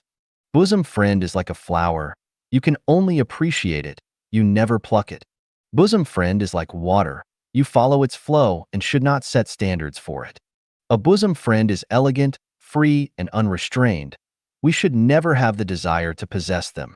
Bosom friend is like honey, sweet and mellow. It can only be sweet in the soul, in the spirit, and shouldn't be contaminated with a trace of dust. Absolutely beautiful things can only be enjoyed by absolutely beautiful lives. If we do not reach an absolutely beautiful state, it will never be possible for us to enjoy the nourishment of a bosom friend. We cannot beg for a bosom friend. We cannot buy a bosom friend. We cannot keep them by relationship, and we cannot kidnap them in the name of love. A bosom friend features an abundance of affection, but we should not attach to affection. Since times immemorial, affectionate people always suffer the most emotionally. Once you don't see each other for many days, you start to realize the place where you have spared from, or maybe drunken stupor. The riverside is strewn with willow trees. The morning breeze wafts in with a waning moon. All day long, I expect you, but somehow, you are not back. Flower petals drifting, water flowing. I haven't seen you for so long. The Xiang River looks boundless, cut, severed and sorted. Messier still, this is the parting woe. Bosom friends are rare in the world. Only abound in Chanyuan. Clambered up the snowy peak and looked over the rivers. The mountain flowers are blooming. 连点赞都不给你好吝啬. You are stingy without giving likes. Xiefeng. February 19th, 2020. Translated by Chinyu and edited by Bandy. There are more than 200 contacts on my WeChat. Every time when I forward or post an article, very few people like the article. People who always like the articles are only 30. The other 170 people never likes. The Bible says in the Gospel of Matthew 11:16 and 17. But what comparison may I make of this generation? It is like children seated in the marketplaces, crying out to one another and saying, We made music for you, and you did not take part in the dance. We gave cries of sorrow, and you made no signs of grief. I am the incarnation of Jesus, and I will describe this passage of Jesus in a plain and simple way again. How should I describe you? I sang for you, you didn't clap your hands. I offered you a spiritual feast, and you didn't make any response. Is it so difficult to give a like? Giving a like won't make you pregnant or turn you into a pig. Since you are in contact with me, it proves that it is predestined there is friendship between us. Since you have not deleted me, it proves that you are still willing to keep in touch with me. Why not give me a like from time to time? Even if you give me a like once in a week or once after 10 of my articles, at least I can know that you are still alive through the likes. Do you know why you are not willing to give me a like? The answer is stingy. You lack spiritual and soul wealth, indifferent, or you are no longer in this world. If you don't want to dedicate as much as lifting a finger, do you think you can have a bright future? Giving likes does not necessarily mean that you agree with the value and contents of the articles your friends forwarded. It is just an expression of, I care about you. Our beautiful future is accumulated by giving and dedication. If you are too stingy to give likes to friends, can you imagine how far you have fallen? Think about it carefully. When one day you are in trouble and no one come to help you, and when you reincarnate in the plant or animal world and unable to speak, don't blame the greatest creator for being unfair. That's because you are too stingy to give a like to friend, not to mention to offer other help. 微信群里大都是强奸犯. People mostly are rapists in the WeChat groups. Xiefeng. March 8th, 2020. Translated by Chinyu and edited by Bandy. What's the day today on Earth? So many WeChat groups. The epidemic howling again. The crowds are frantic with dreadful and painful memories. Daily routine should be the same. Only that the mind has changed already. How idle are you? Drifting in the WeChat groups all day. I have been in many WeChat groups, but I quit from them one by one. Why? Because I was raped by WeChat group friends. For example, when I joined a new WeChat group, I firstly said greetings and blessings to all friends here. As a result, very few people responded. In a group of nearly 500 people, almost no one paid attention to me. I was confused. Are they all dead here? There is no echo in this empty valley, just like a tomb will not respond back to me. Anyhow, I will stay and see what are people doing here. As a result, I was bombarded indiscriminately. The WeChat group is fishier than the seafood market. What is in the seafood market is at least something from the water, but the WeChat group is like a rubbish shopping mall with everything in it, which is dazzling and dizzying. There are Big God, Main Buddha, Bricklaying Specialist, same pronunciation as expertise in Chinese, superior, teachings of every religion and system of philosophy, Taoist magic. Those are from heaven, underground, water, mountains, history, current, philosophy, technology, even from the gutter. Everything you can imagine, especially those superiors, they are very clever, cleverer than Mr. Clever, than the village named Very Clever. They are all masters, level figures, big shit, same pronunciation as Big Master in Chinese, whom I do not dare to provoke, and I cannot afford to. I observed it carefully for a long time, and finally discovered the mystery. The WeChat group is a place for people who have nothing to do but to show their existence. They all talk to themselves, feel good about themselves, arrogant, self-conscious, making aimless judgment, incapable of doing great things, but don't want to do small things, having strong feelings of I am the number one in the world. If I can't do it, who can? Very bored but want to be blockbusters and all-powerful big shots. Why did I say that I was raped? Because whether I like it or not, people throw the fragmented things that they think are good toward my retina. And at this moment, they want me to go with the Buddha. Another moment, they want me to follow Jesus. For a while, they ask me to follow the party. Another while, they ask me to follow Tao. I was confused and lost. Don't know where to go. What's more, lots of small pictures were piled up before me, whether I like it or not. Isn't this rape? In the WeChat group, what I fear most is not the above, but the teachings of high morals. Using the most beautiful words, they taught me how to be a human being, how to improve my spirituality, how to become a Buddha, how to live forever, how to win the universe. They even taught me how to walk, whether I should take my left foot first or the right foot first. Your grandpa. You have said all good things. I guess you have also done all bad things. What do you call this? This is called moral kidnapping, belief kidnapping, positive energy kidnapping. Looking back on my past, I found that I am not a good person myself. I have also done this before. No wonder some people call me preach, someone call me a shrew, and some suspect that the purpose of my hype on the internet to promote life genuine is to cheat money and sex. Thinking about it, it seems really this case. I saw countless people are following in my footsteps. I am not good person, and you probably aren't good person either. Is there any good stuff in the WeChat group? The answer is yes, there is, but very rare. It is harder to find good thing here than to find diamonds in the forest. A WeChat group must be a place for the exchange of ideas and emotions. If a WeChat group is not for communication, but to show off, to spread and peddle your garbage ideas and garbage works, and to transfer thing that you don't understand from one group to another, to copy a large number of small pictures, then the WeChat group is a tragedy. If you don't believe me, check yourself. People who always talk about gods and deities are in the WeChat group. People who are brainless are checking WeChat group all day long. All people who have nothing to do are muddling along in WeChat group. All people who goof around and want to make troubles are in WeChat group. People who love quarrels are in WeChat group. Crooks are in WeChat group. People who want to be a blockbuster are in WeChat group. And people who want to pick up treasure in garbage dump are also in WeChat group. I have said so many bad things about WeChat group. In fact, WeChat groups have a powerful function, that is, its high speed of information dissemination, especially when disseminating of scandals. If you are not careful enough, you might be drowned by the spit of WeChat groups. WeChat group is also a monster revealing mirror. Gods, Buddhas, angels, bodhisattva and demons, ghosts, spirits, all are performing and will all in the end show their original forms in WeChat groups. And their followers will also go to their ways. The cattle enter their bull pen. The pigs enter their pig pen, and the mice dig their holes. WeChat group, I am afraid of you. You occupy a lot of my precious time. You deprive me of the right to be filial to the elderly, to take care of the children and to delve into learning. You have transformed me into a walking corpse with indigestion, and you have made a lot of strange animals like parrots who can only copy others' words.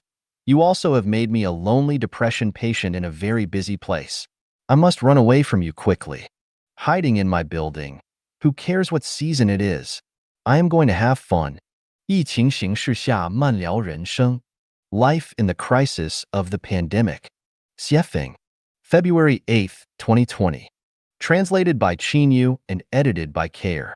Under the outbreak of a large-scale pandemic, doctors, nurses, and morticians have the most difficult and dangerous jobs. They are like running back and forth on a death line every day. A moment of inattention, and one might become infected and taken away by the king of hell. It has been found that the 3 occupations listed above are high-risk ones. From now on, we will have deep respect for workers in these 3 fields. We find that in extreme situations, freelancers who can change their living situations at any time according to their needs are the safest, while civil servants, soldiers, police, employees of state-owned enterprises, medical workers, and the like, who are the nuts and bolts of the state machine, do not enjoy the right to choose freely where they will work. They can only bite the bullet, whether they like it or not. It turns out that freelancing is often the best way to live our lives. The virus broke out and many people fell. Yesterday, they might have been planning for their futures with ambition. Today, everything suddenly collapsed. They themselves even disappeared. No one knows what will happen tomorrow. In this case, we should live every day well. Any behavior or motivation that deliberately weighs the pros and cons are worthless in the face of future changes. What do people rely on for a lifetime? Their state? Their political party? Their religion? Their family? Their friends and relatives? No, none are reliable. The only things that one can trust in are the greatest creator and themselves. Where is the safest place? A city? A rural area? At home? Abroad? Nowhere is safe. The safest place is in the quality, merits, and blessings of your own life.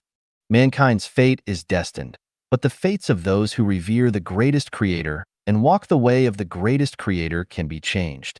The fate of human society is also doomed. Read Lou Bowen's inscription of rescue of catastrophe, then relate it to the status quo of today's pandemic. We know that everything is predestined.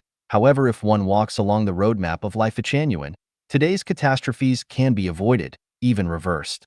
10 years ago, I warned repeatedly of the crises that mankind will face and created the modern Noah's Ark for mankind, the new oasis for life, formerly the second home. But not many people listened to me, let alone followed me. Not only did the government not listen to me, but they even attempted to destroy my Noah's Ark. Not only did people not support it, but they ridiculed, satired, mocked, attacked, and verbally abused it. Now, as people face various crises helplessly and are worrying with fear on the verge of death, I want to ask them, why do you not act according to the will of the greatest creator? Why do you not listen to the teachings of gods, Buddhas, and celestials? Do you think that you can escape punishment and death by power, money, or academic status? Laugh not so early and be not complacent about your relative safety today. More violent events will strike you later. Heaven exists, so why not go there? You seem to prefer your fast track to hell?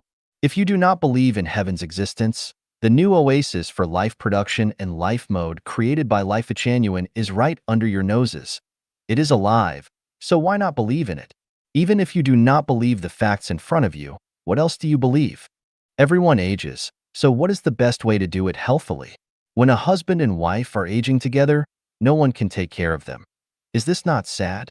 Even if you can go to a quality nursing home, even if you have children to take care of you, and even if you enjoy elderly benefits like the ones that are offered in Canada, even the world's best old age care methods cannot be compared to those of the new oasis for life. They are substantially different. Their benefits cannot be described in tens of thousand words. Why do you not praise them and yearn for them? Today is the Lantern Festival, where the flower market is as bright as daytime.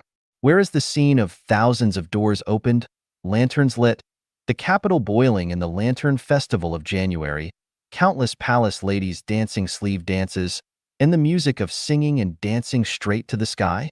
Is it now the whole people? It is the Lantern Festival in my hometown now. I am sitting in a remote, lonely village. Can you still hear firecrackers exploding? Can you still see children laughing and playing games? Can you still smile and laugh for the joyful scenes of girls searching for their favorite people under the lanterns and of, when the moon hung behind the willows, the young people went on dates under it? But in the crowd once and again, I look for her in vain, when all at once I turn my head and find her where lantern light is dimly shed? Where are the good old days? Who ruined our good times? Will next year's Lantern Festival reappear with its past grandeur? Even if it does, can you guarantee that you will be there? People think that the most visionary people are in the United Nations and in the courts, but reality tells us that behind the red lacquered gates, wine is left to sour and meat to rot. And those who really care about the suffering of the people might be civil workers doing their jobs in society. 不要把自己看成一碟菜. Do not regard yourself as a dish. Xiefeng, April 5, 2020. Translated by Chinyu and edited by Care. Gaze up at the starry sky. The universe would still be brilliant with one star missing. Look at the river flowing. It would still surge forward with one stream missing. Recall history. The earth would still rotate if a sage were missing. Consider yourself. The world would still be happy without you. Be humble, low-key, ordinary, common, and do not regard yourself as a dish. Looking back at every landscape that I experienced on my journey through life, I found that many people descended sadly because they took themselves as a dish.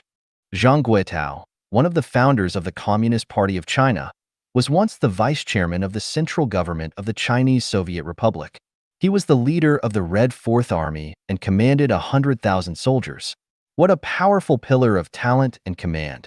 He finally froze to death in a shabby nursing home in a suburb of Toronto, Canada. Why? Because he took himself as a dish. When the Central Red Army led by Mao Zedong and the Fourth Red Army under his leadership joined forces, Mao had only slightly more than 10,000 soldiers left while Zhang had more than 100,000 elite soldiers. Zhang felt that he should be the boss, and he began looking down upon Mao. So their strife, both covert and overt, began. Zhang finally left the party's central committee, left the collective, and his ending was very sad. Genius is born and Mao was placed here by the greatest creator. Though Mao was sometimes impoverished, his courage, bearing, and foresight could not be compared to the elites of his age. When Mao's comrades took themselves as dishes, their tragedies became inevitable. Life at Chanyuan has been through 17 springs and autumns, and many members who regarded themselves as dishes have left it along the way. Originally more than 2,000 Chanyuan Celestials, now less than 200 or 300 remain. The remainder are all honest people who feel that they are not dishes, but it is precisely these remaining 200 or 300 Chanyuan Celestials who have witnessed the history of the development of life at Chanyuan, and they have enjoyed the stunning scenery of their journeys through life and life. In 1994, I drove a dilapidated, open-top Jeep through the jungle alone in the Binga region of northern Matabeleland province, Zimbabwe. As I entered a small town, a large group of people gathered around a drunken native and yelled at him. As I arrived, he rushed over to me and shouted, "This is my boss. This is my boss." As he pointed his index finger toward me, I felt that my dignity had been violated, so I replied loudly and sternly, "I am not your boss.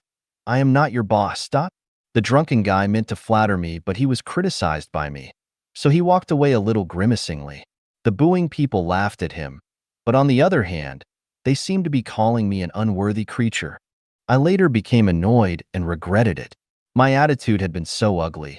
I could have befriended the guy, danced with him, and made everyone happy, but at that time, I thought that I was awesome and I felt like I was a dish and became humiliated later as a result.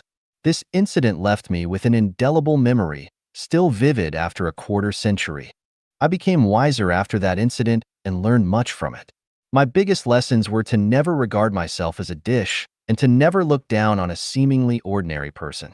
Even if you encounter a beggar, treat them with courtesy and definitely never consider yourself superior. I had not yet learned Laozi's Tao Te Ching at that time. Had I learned it, it would have been all glare tempered, all dust smoothed, and I would never have made such a low-level mistake. Never look down on an ordinary person. Never leave the collective, the masses, or the main group, and never regard yourself as a dish. When you think that you are superior and are not willing to associate with honest, simple, and ordinary people, no matter how freaking awesome you are actually nothing more than flatulence in the breeze. 你被像所迷了. Are you puzzled by form? Xiefeng. August 6, 2020. Translated by Qin Yu and edited by Kair. Buddha said that everything with form is unreal. All that is void of form is Buddha. Buddha also said not to abide our minds in form, sound, smell, taste, touch, or dharma, but to actually abide nowhere. The article, "The Xiefeng pirate ship has set sail," frightened a Buddhist student. Reading the expressions beauty kidnappers and love affair makers seemed as a change of color. Reading seducing and flirting scared the wits out of the student. Who is the one professed love of what one actually fears? Puzzled by names and forms without seeing their essence. Puzzled by dharma without seeing the law. A bowl of bird's nest porridge, whether it is called soup, is still nutritious bird's nest porridge. Whether you call celestials vulgar or elegant, they are still celestials. Tao that can be described is not absolute Tao. Names that can be given are not absolute names.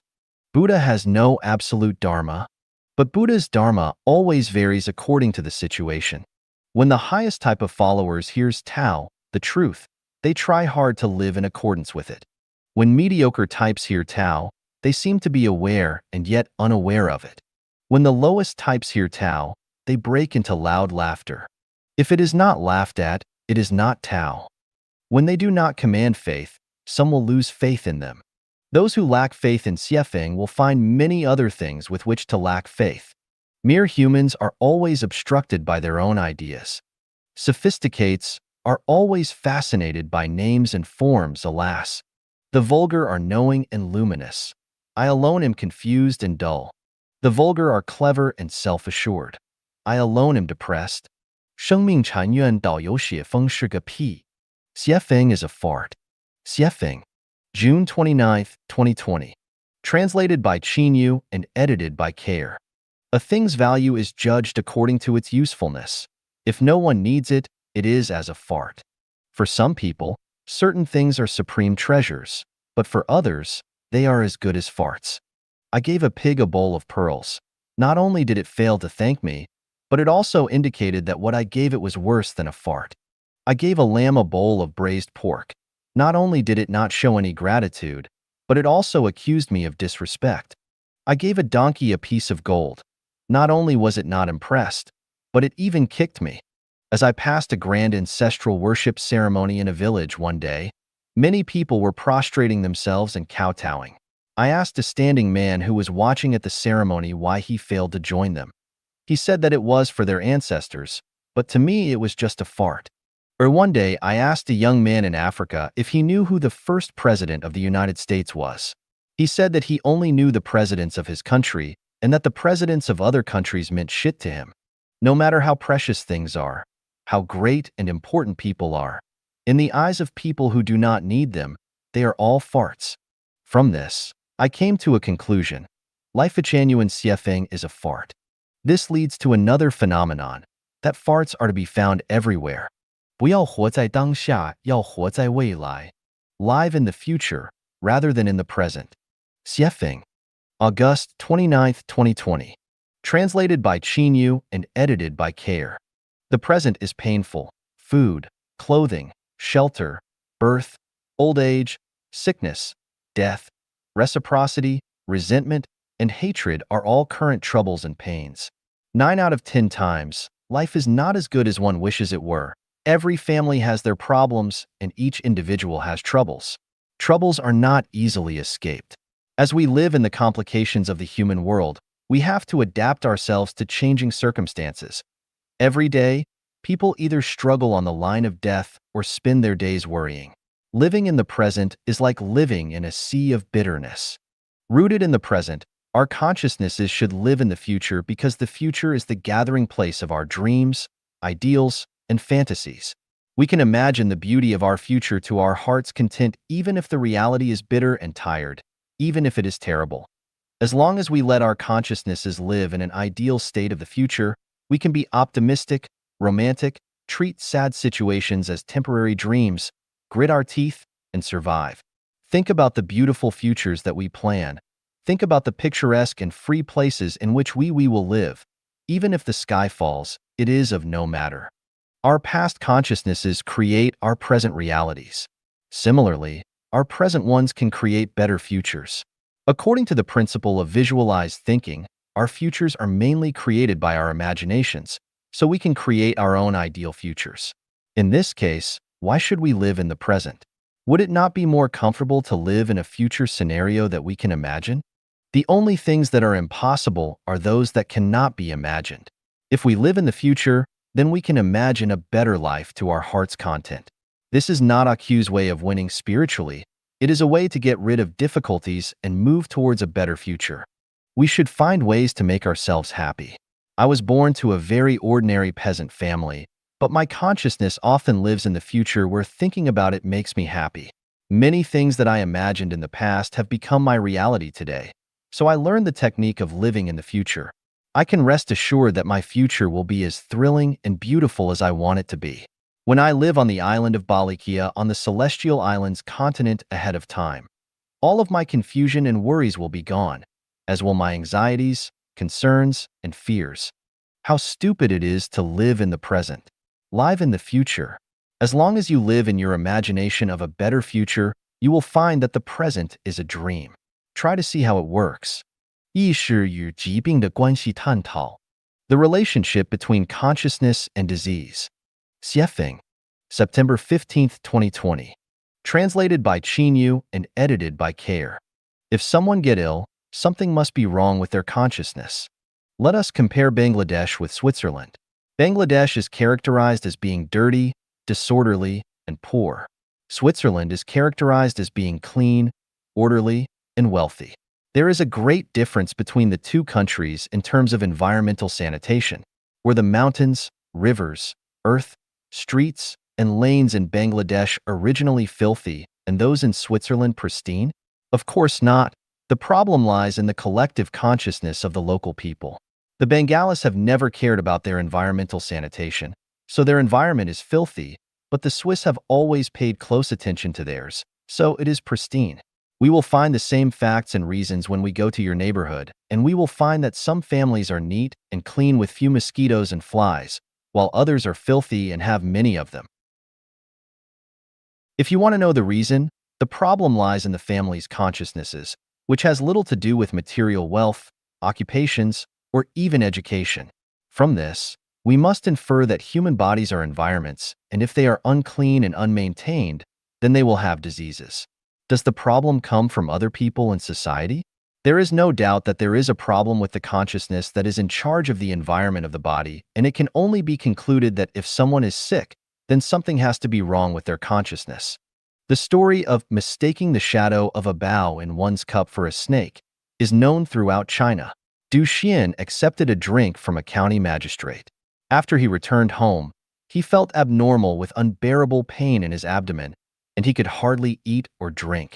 Later, after he realized that the snake he thought he had seen in his cup was only the shadow of a bough hanging on the wall, that there had never been any snake in his cup, his illness cleared up immediately. Is this not a typical consciousness problem? It shows that human diseases are all too often caused by the consciousness. Someone felt just a little bit uncomfortable, but they went to a hospital to be examined and were informed that they were suffering from late-stage cancer. After returning home, they fell ill. Their symptoms were like those of cancer. They became desperate, and everyone in their family began preparing for their hospitalization. They went to the hospital again to get more test results and found out that it was only a cold. As for the late stage of cancer, that was just a mistake from reading someone else's chart. After hearing the news, the patient, who was lying in bed and could hardly walk, suddenly jumped up and went home laughing. There have been many such cases. What do they show? They show that many human diseases are made by our consciousnesses. When people are angry and outraged, their hands will tremble, their lips will turn purple, and they will even shiver uncontrollably. Their hands and lips are normal in the beginning. So why would there be trembling and purple coloration? Because their consciousness is angry and outraged. If there is no anger or rage in their consciousness, then their hands will not tremble and their lips will not turn purple. This proves that the physical causes of diseases come from people's consciousnesses. We can continue to infer logically the reasons that consciousnesses lead to diseases, but we have read enough. Conscious illnesses can lead to physical ones. If the above logical reasoning fails, then just observe the people who get ill often. If you observe them carefully, you will see that there are many problems in their consciousnesses. They often share personality traits such as passivity, negativity, pessimism, persistence, jealousy, judgmentality, being nosy, a tendency to gossip, worry, fanciful thinking, selfishness, greed, desires to dominate, quarrelsomeness, individualism, wanting to punish others, easiness to anger, hate, depression, difficulties sublimating themselves, having heart knots but with reluctance to speak out honestly, and so on. At the same time, let us observe those who are healthy and rarely get sick. What are their characteristics? Are they not open-minded, optimistic, romantic, selfless, giving, praising, laughing, and so forth? Listen to this. Some people feign illnesses to escape labor, to avoid a person or environment, to punish others by abusing themselves, or just to obtain the pity and sympathy of others. Children feign illnesses to avoid going to school, and the same holds true for adults. The severity of the problem is that people who pretend to be ill often are sick in their minds to the point where over time, their bodies actually become ill. Another phenomenon of people falling ill is giving unhealthy information to their subconscious minds, such as speaking from their hearts. I really want to lie in bed and have some fucking rest. After you give your subconscious this instruction, it will mobilize all factors to give you some rest, such as an injury, a fracture, the stomach swelling, headaches, accidents, cuts from knives, and so forth. In other words, their subconsciousness will not lie idle, but will help realize that desire to lie in bed. One of the Life Genuine values is living in the new oasis for life. One is not allowed to fall ill. Why have you fallen ill? Should you not reflect on it? It has been explained so clearly in the roadmap, but have you followed it? For example, have you thought of the prayers for Chanyuan celestials who live in the home and prayed every day? I have asked you to frequently participate in flirting. Have you done so? Have you done so to eradicate the poisonous weeds in your soul garden, to be more selfless, and so on? I am sorry that not only do I fail to comfort the sick, but even sprinkle salt on their wounds. But as a guide, my being a truth teller is a fact that cannot be ignored. Of course, some people's diseases are congenital and come from their births. They are in their genetic sequence, which they can do nothing about because every congenital disease carrier bears the consequences of their last life, so they can only bite their bullets and bear them. To tell you the truth, every life in heaven is free from diseases. To say goodbye to diseases forever, you should do more good deeds, accumulate more merits, and walk strictly in accordance with the roadmap given to you by your spiritual guide. 所有抱怨都没道理. No complaints make sense. Xiefeng, September 23, 2020. Translated by Qinyu and edited by Care. All complainers are confused in their brains. Those who complain do not understand the truth. A girl entered a food store and asked the shopkeeper for a bag of rat poison. "I'm sorry," replied the manager, "but this is a food store and we don't sell rat poison." The girl complained, "Why do you not sell rat poison? You made my trip for nothing." There was a rabbit who had been looking throughout a cornfield all day to find some carrots to eat without finding any, so it complained, "Humans do not care about us. Why do they not grow carrots in their cornfields?" There was a worker who, seeing his boss driving their Mercedes-Benz to work every day, complained, "The world is unfair. Why should he drive to work in his Benz while I have to take crowded buses every day?" A wife complained to her husband, "Your former classmates have all become directors of divisions and directors general, while you are not even a section chief. I am ashamed of you." Her husband complained back, "Others' wives are so sensible. Only you criticize me every day." A social media netizen who entered a special flirting group hung around for a long time and then complained, "There is no preaching and talking of scriptures or Tao here. Neither are there cooking skills or healthcare experiences.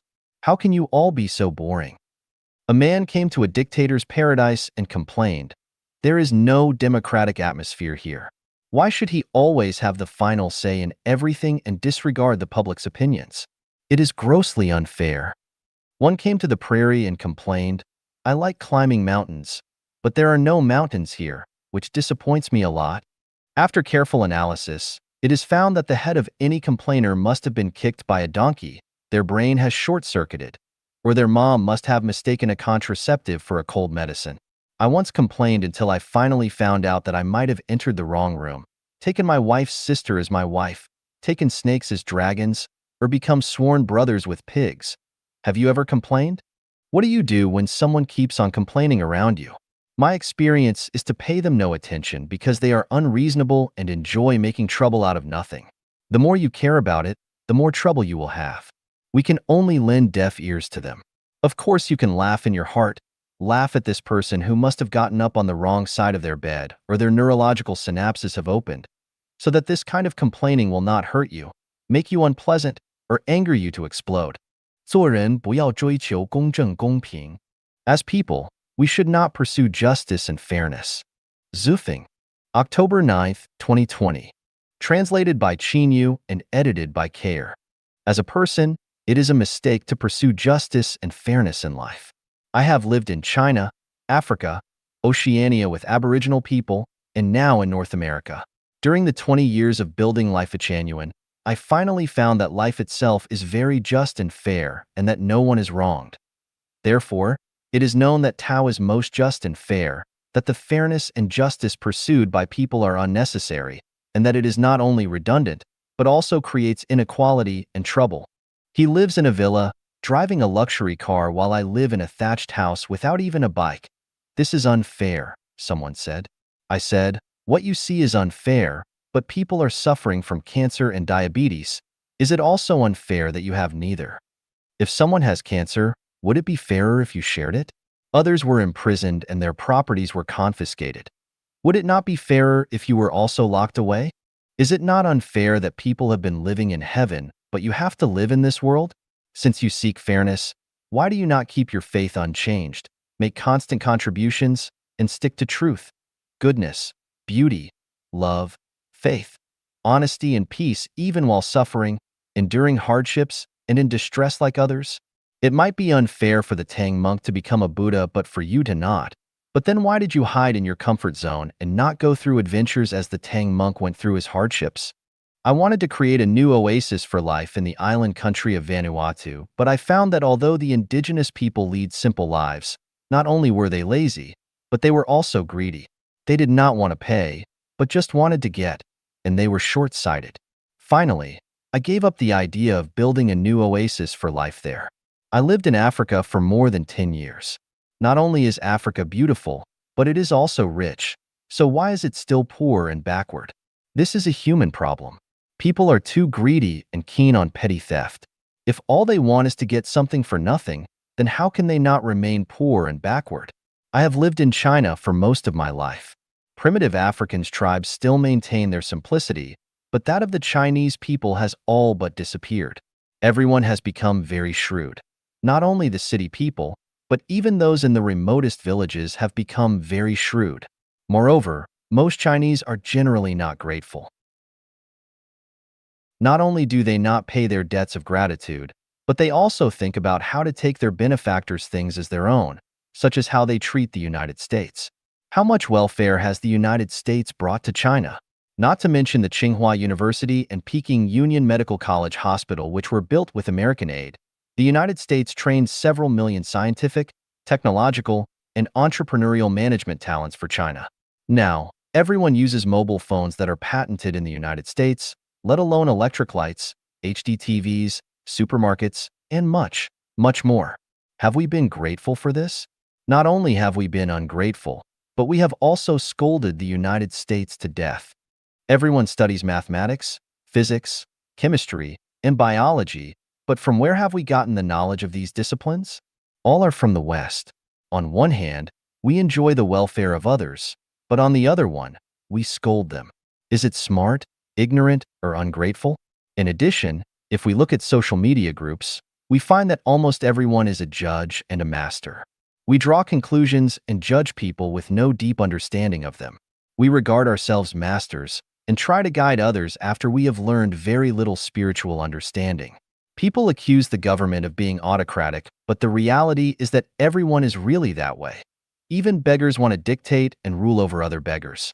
Are Chinese parents not autocratic dictators over their children? Between married couples, do both not try to rule and dictate over each other? So, the status of the indigenous people of Africa and China shows nothing about unjustness or unfairness.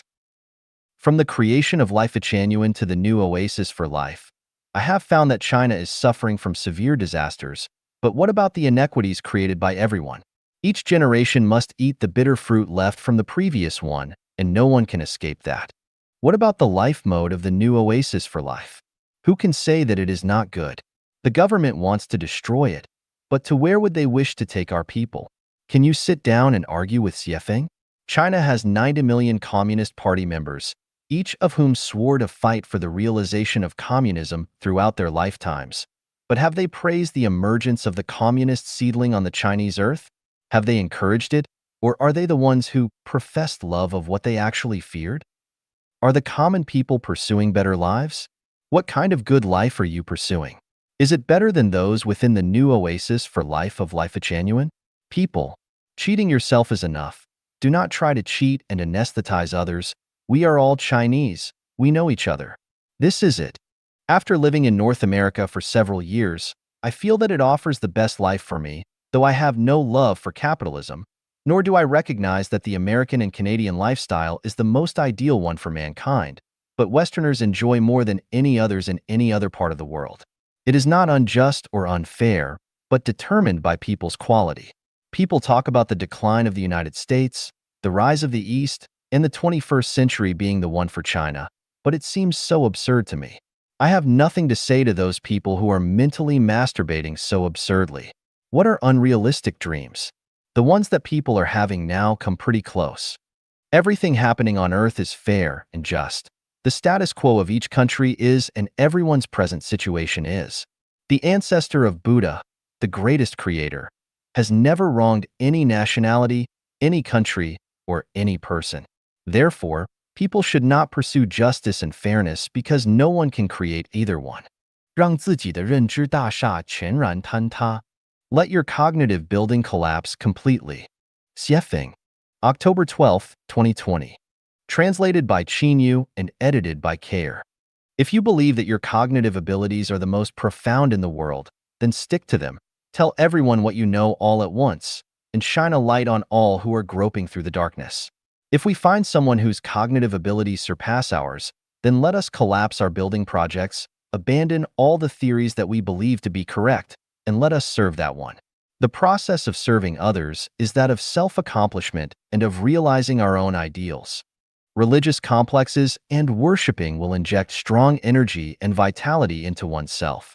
When I worship the ancestor of Buddha, the greatest creator, Jesus, Shakyamuni, Laozi, and Guanyin Bodhisattva, I gain a new self. Since then, my life has entered a new channel. It can be said that I have been reborn. Were it not for my worshiping from inner piety, then my life path would still be dark gray. Have you ever cried with joy or experienced a state of extreme calm when you were so excited that you forgot yourself completely and you were willing to surrender yourself completely to the object of your worship? If your answer is yes, then congratulations, because you have experienced worshiping. Is there any person throughout history whom you admire? If not, then congratulations, for you are the greatest person who has ever lived. If you are not that person but have no object of worship, then sadly, you are either a poor spirit who knows not the immensity of the universe, or at least a confused individual with an unclear mind.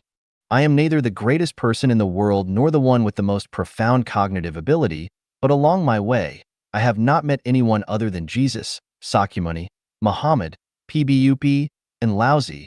Guanyin Bodhisattva is not a human, whom I am willing to worship. This is my sorrow, my ignorance, and it is sad not to be able to see skies beyond skies and mountains beyond mountains. The happiest people in the world are those who have dedicated their lives to the objects of worship. I am one of the happiest people because I have entrusted my life to the greatest creator and my life to Tao. Now, I have nothing else to do. The rest is to find fun and play. Play whatever is playful. There is little to do except play. It has been said that we are living in the Dharma-ending age, and that a saint named Ziwei will come to save us. This Ziwei saint is both the returning Christ and the next life of Maitreya, and I am looking forward eagerly to the advent of this saint. It would be a blessing to meet this holy soul once during my lifetime, and I must have burned incense in a previous life. However, this saint must meet 3 conditions upon arriving.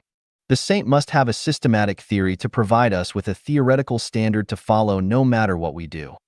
Otherwise, even if he or she walks on water, flies through the clouds, and demonstrates 64 supernatural powers, sorry, they are not the saint. The saint must have nothing.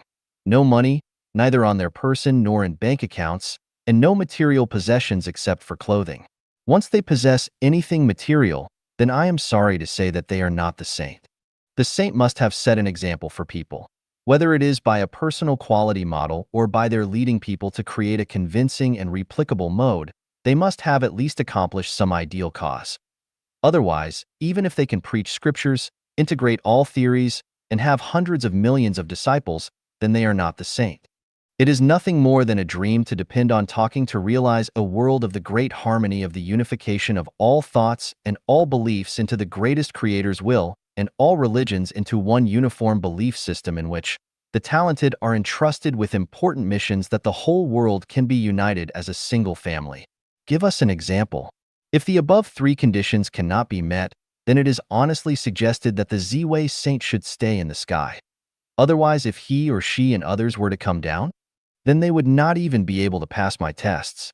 I have many schoolmates from my middle school, technical school, college, and university, but I cannot see any of them as having extraordinary ideas and realms because they are all merely drifting along. It is okay for them to do this, but most of them believe that they are knowledgeable with much cognitive ability and are so quick to deny others' opinions, just as the pig who saw monkeys darting up and down a tree and sneered, those poor monkeys do not even have a fixed nest. You see how happy and comfortable we pigs are. We have nests and people to feed us every day. In the past few years, I have met a lot of very knowledgeable people through social media groups on the web. At first, they gave me good impressions, but after communicating with many of them for a while, I found that most just feel good about themselves and consider themselves to be masters. Every day, in addition to selling their insights, they are busy within their web groups, rarely settling down to read the classics or about the apocalypse, but seldom do they do any practical work. Those so-called insights are not the result of their own life perceptions, but are just some borrowed wisdom from others with some small ornaments of their own that they have added in. Even so, those insights were not worth refuting at all because most of them have indicated elusive thinking. Many people are lovely, amiable, and respectable, but are not on the right track. I look at them and think, if you collapse all your cognition structure, it would be great. Heaven is not without roads and gates. The problem is that you insist that you are right, so you cannot see them or even the way to them. I would like to share this couplet, which was composed by Luoyan Celestial of Life Echanuan. While hearts abide nowhere, then everywhere is in wonderland. If love attaches to no one, then any time is ethereal. Ethereal wonderland. 从情检测自己的生命层次. Testing one's life level according to their love. Xiefeng. November 11th, 2020. Translated by Qinyu and edited by Care. Every level of life has its own corresponding level of love, which is different from all others. We can all examine our own loves to determine whether they are terrestrial or celestial. If your love troubles you and makes you miserable, then it is terrestrial. If it pleases you, then it is celestial. If your love only includes one partner throughout your life, then it is terrestrial. The more lovers you include, the more you demonstrate celestial love. If the object of your love is fixed, then it is terrestrial. If you follow your destiny and nature, then it is celestial. If you are jealous because your lover has feelings for others, then your love is terrestrial. If you are happy that your lover loves many, then it is celestial. If you find love to be divisive and that the more lovers your lover has, the less they will have for you, then yours is terrestrial.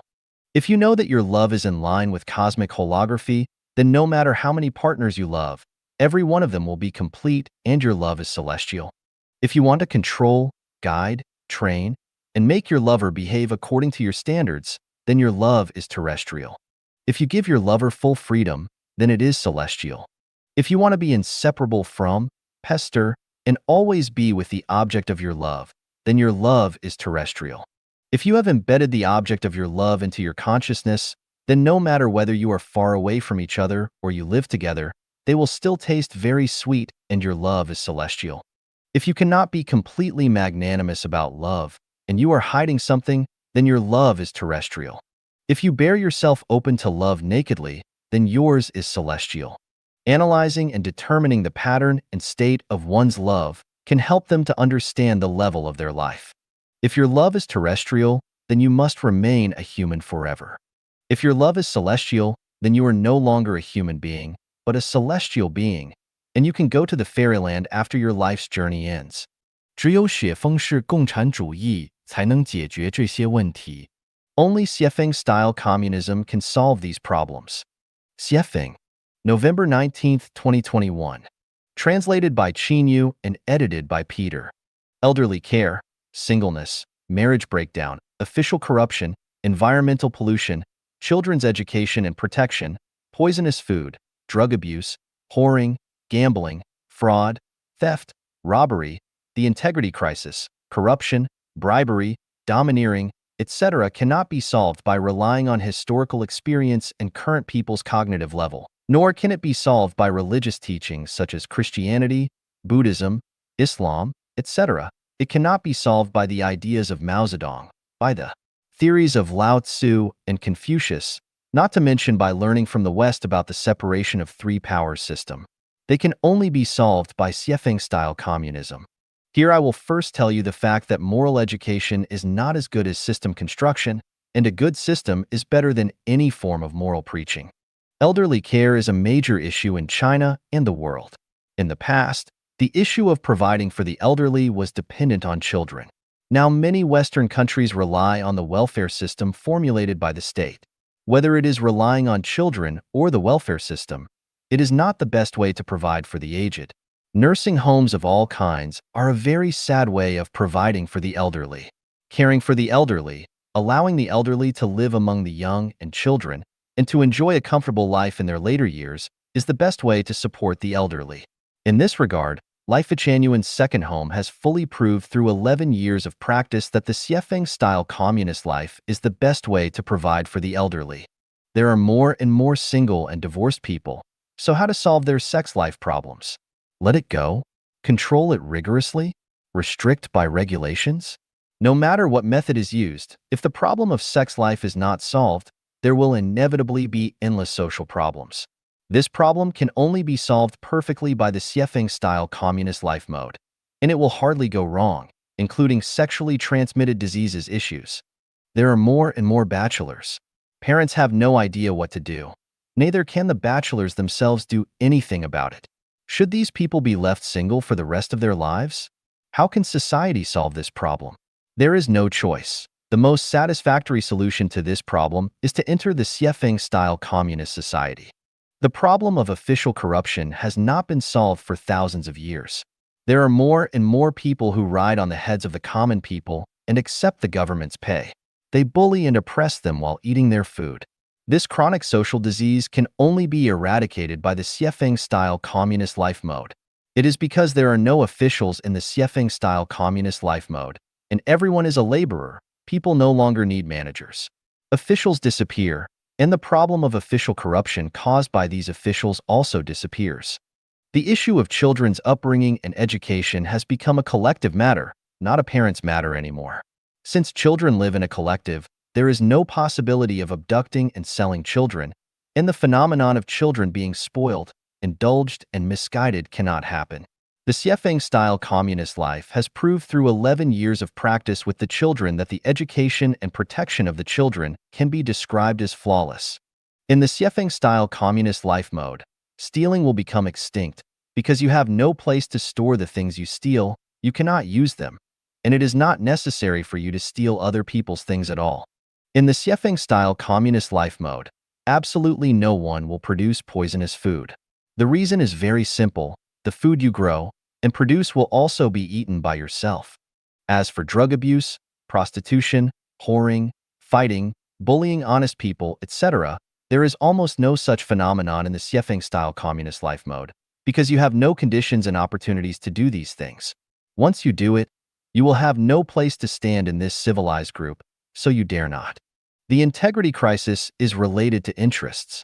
When there is no conflict of interest between people, the integrity crisis will disappear. In the Siefeng-style communist life mode, there is no direct interest relationship between people, and it is impossible to form cronies or special relationships. Everyone behaves in strict accordance with the 800 values for new era human being, so there is no integrity crisis. Of course, it is not so absolute. Especially when it comes to affectional issues between men and women, there will also be some integrity crises. This is because the Siefeng-style communism system is not fully operational. For example, due to the small number of homes, it is impossible to change personnel in time.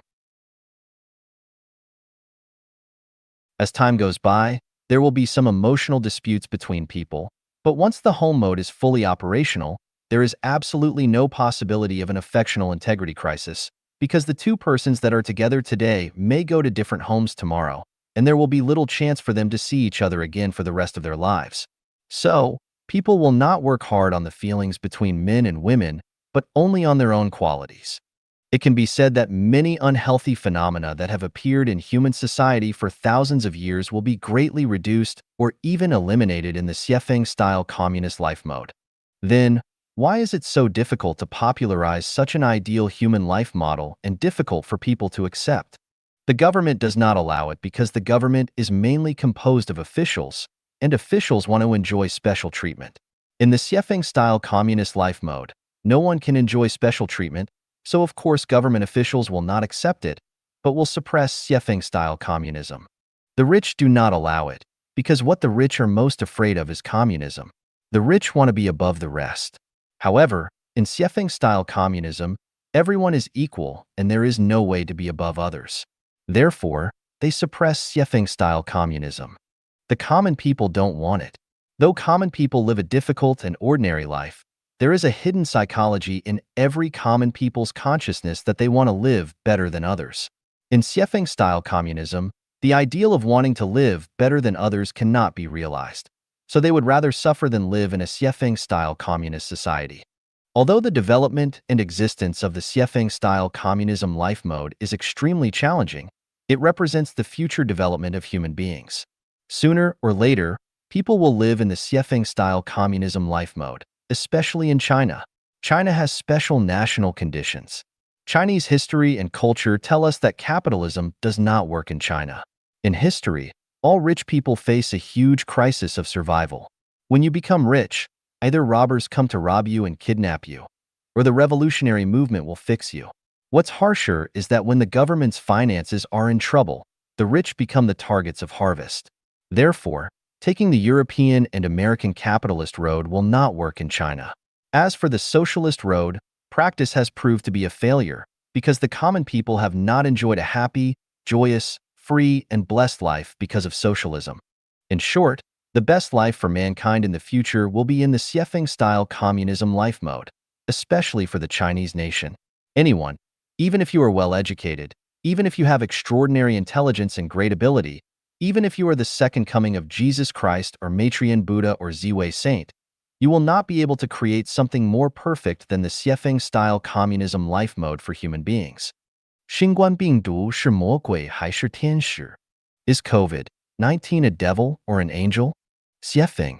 February 16, 2022. Translated by Qinyu and edited by Peter. A man of superior virtue does not show his virtue. A man of superior mercy demonstrates no mercy. Since the outbreak of the new corona epidemic, according to information on the internet, it is said that many animals have accelerated their reproduction. For example, there are more small turtles hatching on the beach. It is also said that the sky is clearer than before. For example, the snowy mountains, which have been blocked by smog for decades, now reappear to the Indians, and so on. According to online information, no child in one state in the United States has died from infection from the novel coronavirus. The death rate of children infected with novel coronavirus in the United States is much lower than that of the elderly. Again, according to online information, in the sixth wave of the epidemic in Japan, about 90% of the deaths were elderly people over 70 years old. Online information tells us that the novel coronavirus seems to be mainly aimed at the elderly because most of the dead are the elderly, but it is relatively kind to children and young people. What is the novel coronavirus going to do? Is it a devil or an angel? From the perspective of purifying the earth, it sees that there is too much garbage on the earth and the pollution is too serious, so it wants to purify the earth. Many animals are about to become extinct, so it hurried out to protect the nearly extinct animals, because if all animals die out, humans cannot live either. From this point of view, the novel coronavirus seems to be a bit like an angel. From the perspective of population death, does it feel that there are too many people on the earth, and the earth's resources cannot support so many people? Many countries say that they are under immense pressure because the elderly population is increasing, so the novel coronavirus wants to take the elderly to heaven earlier, to leave more living space for young people and children. If this is the case, the novel coronavirus seems to be a bit like an angel, but this is a bit unfair to the elderly. For the elderly, it is simply the devil. If the novel coronavirus is an angel, then places with severe epidemics like the United States will benefit greatly. The more severe the epidemic, the greater the benefit. From this point of view, is the severity of the epidemic in the United States caused by their tacitly letting the epidemic spread? If the novel coronavirus is a devil, then places like China that are cleared for epidemic prevention will benefit the most, and the milder the epidemic, the greater the benefit. From this point of view, is the epidemic in China relatively mild compared to the United States because the Chinese know that it is the best policy to resolutely eliminate the virus? If the novel coronavirus is an angel who came with the mission of purifying the earth, then it will not stop there, but will continue with one wave after another. If the old coronavirus does not work, the new coronavirus cannot finish the task and the senior coronavirus will come into play. Anyway, it cannot go to heaven to explain this if it doesn't fulfill its mission. If the novel coronavirus is a devil and it just came out to cause trouble for mankind, then it will be locked in a cage under the full siege of mankind, and it will soon disappear without a trace. If the novel coronavirus is an angel, the more human beings guard against it, the more wrong they will be. The novel coronavirus is probably thinking, "My goodness, I'm here to help mankind, but stupid and ignorant human beings are beating and kicking me, condemning me both in speech and writing. They really take good intentions for evil." If the novel coronavirus is a devil, human beings must take strict precautions, and the stricter the precautions, the better. The novel coronavirus might be thinking, "My goodness, clever and cunning humans are too difficult to deal with. I'd better retreat, otherwise humans will break my legs." At this time, we cannot see the true face of the novel coronavirus, and we can only leave it to history to make a conclusion. 寄予未来中国领导人 A Messages for Future Chinese Leaders. Xiefeng, November 1st, 2021. Translated by Qinyu and edited by Peter. If you can make people live and work in peace and contentment, and make people live joyously, happily, freely, and blessedly, you are the savior of the world, and you are the Ziwei saint. If you do not let the common people live and work in peace and contentment, and don't let people live joyously, happily, freely, and blessedly, you are a bastard, a living devil. I will provide you with some ideas for reference. Follow America. West Germany followed the United States and became prosperous and strong, while East Germany went against the United States and became poor and desolate. South Korea followed the United States and became brilliant, while North Korea did the opposite and became closed and backward. Without theoretical analysis or logical reasoning, facts have proved that following the United States will be beneficial to the country and its people. In the era of confrontation with the United States, China was poor and backward. Due to China's reforms and opening up, China and the United States now have harmonious relations and China's economy has grown by leaps and bounds. Therefore, we must follow the United States. A strong entrepreneur, not a strong government. Allow thousands of entrepreneurs to be born and become stronger. Let the invisible hand of the market support or eliminate entrepreneurs. The government administration should not interfere with business. It is necessary to weaken or even abolish the governmental administrative agencies at and below the county level, and let entrepreneurs replace and exercise government functions there. And at the same time, liberalize the development of civil society organizations and allow civil society organizations and entrepreneurs to form a system of checks and balances. Make trade channels unobstructed and allow people to move around freely. Not obstruct the sea, business, internet, and borders, and fully open it all up. Let businessmen from all over the world come and go freely in China. Let academic groups and people from all over the world communicate and exchange information freely in China. And let Chinese people freely enter and leave the country to everywhere in the world to study, do business, establish enterprises, travel, and settle. It is not only necessary to recognize dual nationality, even triple or 100 nationalities, and allow for Chinese citizens to have multiple nationalities. The government should not participate in economic activities. There is infinite wisdom, vitality, and creativity among the people. They know how to survive and how to improve their lives. Entrepreneurs are more far-sighted than government officials. Dissolve all state-owned enterprises and leave banking, power, communications, transportation, etc., all to entrepreneurs to operate. As long as economic activities are involved, the government should not participate. The government should only be in charge of 5 things: foreign affairs, national defense, combating crime, combating monopolies, and providing free education and medical care. Except for setting up a press release office, leave it to society to run all media and let them run various news and information dissemination media on behalf of their own interests. Allow them to say anything they want to, and allow journalists to exist in every corner of the country. The power of journalists should be stronger than that of the police, while the government does not need to pay for the journalists, which is a good deal. Establish the awareness that private property is sacred and inviolable. The state cannot deprive its citizens of private property, nor can any political party or religious group. Only by ensuring the safety of private property can the country prosper. The people will live a happy life in peace and contentment, and money from all over the world will flow into China.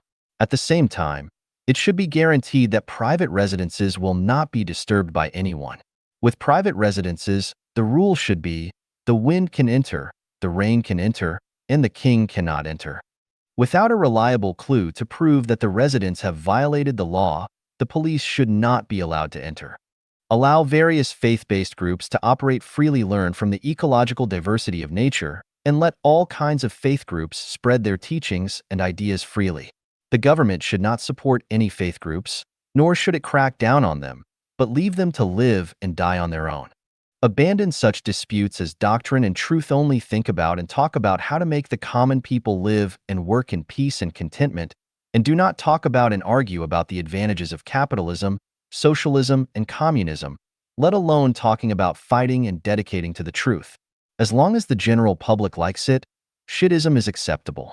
Do not assist poor countries, do not help backward countries, but you can provide emergency relief when disasters or special situations occur. To provide living security for the brave. As long as people are disabled because of their bravery for righteousness, the state should provide them with a free lifetime pension, which should not be lower than the national average standard of living. If they sacrifice their lives for righteous causes, the government must not only arrange and take care of all their funeral affairs, but also take care of their parents for the rest of their lives and provide education and other guarantees for their children until they graduate from school. The government should not care about private matters between the sexes. The sexual life between members of the opposite sex is a personal matter, and it belongs to the freedom of life. As long as both parties are willing, the government should ignore it, make no comments, let alone kidnap and judge them with high standards of moral and quality. It doesn't matter whether it is one wife with many husbands, one husband with many wives, 3 or 4 people having sex together, or thousands or 10,000 people together, the chairman and the secretary, a master and an apprentice, husband with mistresses, having an affair every night. As long as the participants are willing, without hurting others, then let everything flow eastward. To future Chinese leaders, may you be the Ziwei saint who comes to the world, and may you understand the principle of holography. If you can manage China with the principle of holography, China will become the center of human civilization, and the whole world will praise your wisdom and greatness. 才不对位是社会资源的一种浪费. Mismatching talents and positions are wastes of social resources. Xiefeng, August 30th, 2021. Translated by Qinyu and edited by Care. What a waste it would be to shell mosquitoes with big guns, but it would also be a waste to specialize in growing flowers to cook, and it is even more wasteful for those who have the potential to win Nobel Prizes to be running companies. Letting people with hairdressing and cosmetological skills work on assembly lines in factories are also wastes, and letting thinkers become government officials is even more wasteful. Having cats catch mice and dogs guard homes are good arrangements, but letting mice guard homes or dogs catch mice are mismatched talents. Having Churchill as the Prime Minister and Montgomery as the Field Marshal were wise matches, but having Churchill be a Field Marshal and Montgomery a Prime Minister would have been mismatched talents. The function of eyes is to see, of ears is to hear, of feet is to walk, of hands is to manipulate things, and of brains is to think. If you made the brain look, listen, walk, or manipulate things, but stop thinking, then it would be misaligned. If a brain were not doing brain business, but did the businesses of the eyes, ears, feet, or hands, then it would not only be putting the proverbial cart before the horse, but it would also be a huge invisible waste of its special resource. Talents are types of invisible social wealth with huge potentials, while mismatched talents and positions are invisible and huge wastes of social resources. The people are infinitely rich in creativity. For example, the infinite vitality bursting out of Chinese society at the beginning of China's reform and opening up is the result of the mobilization of the infinite creativity of the people. If the talents are aligned properly, endless material wealth, spiritual wealth, and soul wealth will be created. There are 2 main reasons for their misalignment. The first one is government regulations. The more that the government controls, the more that people's talents misalign. For example, It is difficult for China to produce Nobel Prize winners. This is not because the Chinese are stupid people, but because its government controls and intervenes too much. How can great scientists and thinkers be born without their talents being aligned properly? How can century-old shops and a large number of craftsmen's talents be born? The second is running for survival. Regardless of one's talents, they choose whatever they can do to make money, and their choices can be few. Why has the Guide of Human Spirits and Souls written so few valuable articles during the past 2 years? Because my talents have been misaligned. Most of my time and energy during this time have been spent running around for survival. I have awakened each morning at 5 o'clock, washed, and prepared breakfast for my guests. It is already 10 o'clock in the morning by the time I clear up the cups, plates, and tables after my guests have finished eating. Then I make my own lunch, and after that, I visit the guest rooms to clean up the trash left by my guests and take out the sheets, coverlets, hand towels, bath towels, and other linen used by the guests, wash them, and relay them. Next, I clean the guest rooms meticulously. After finishing this, it is already around 5 o'clock in the afternoon. During this period, I must wait for new guests to arrive at any time, to arrange the rooms for them, and then make dinner. After dinner, I clean the tableware used by the guests and myself throughout the day. Then I begin to fold the cleaned bedding and bathroom supplies. Now it is past 8 o'clock at night, and I must go to bed by 10 o'clock, or the next day's failure to get up on time would delay my guests' breakfasts. My real free time is no more than 2 hours, because there are a series of other things to do, such as shopping more than 30 kilometers away, tidying the yard and mowing, repairing improper parts, and so on. Now I must ask this question. Which is more important, for the tour guide to do this every day to make money or to write valuable articles?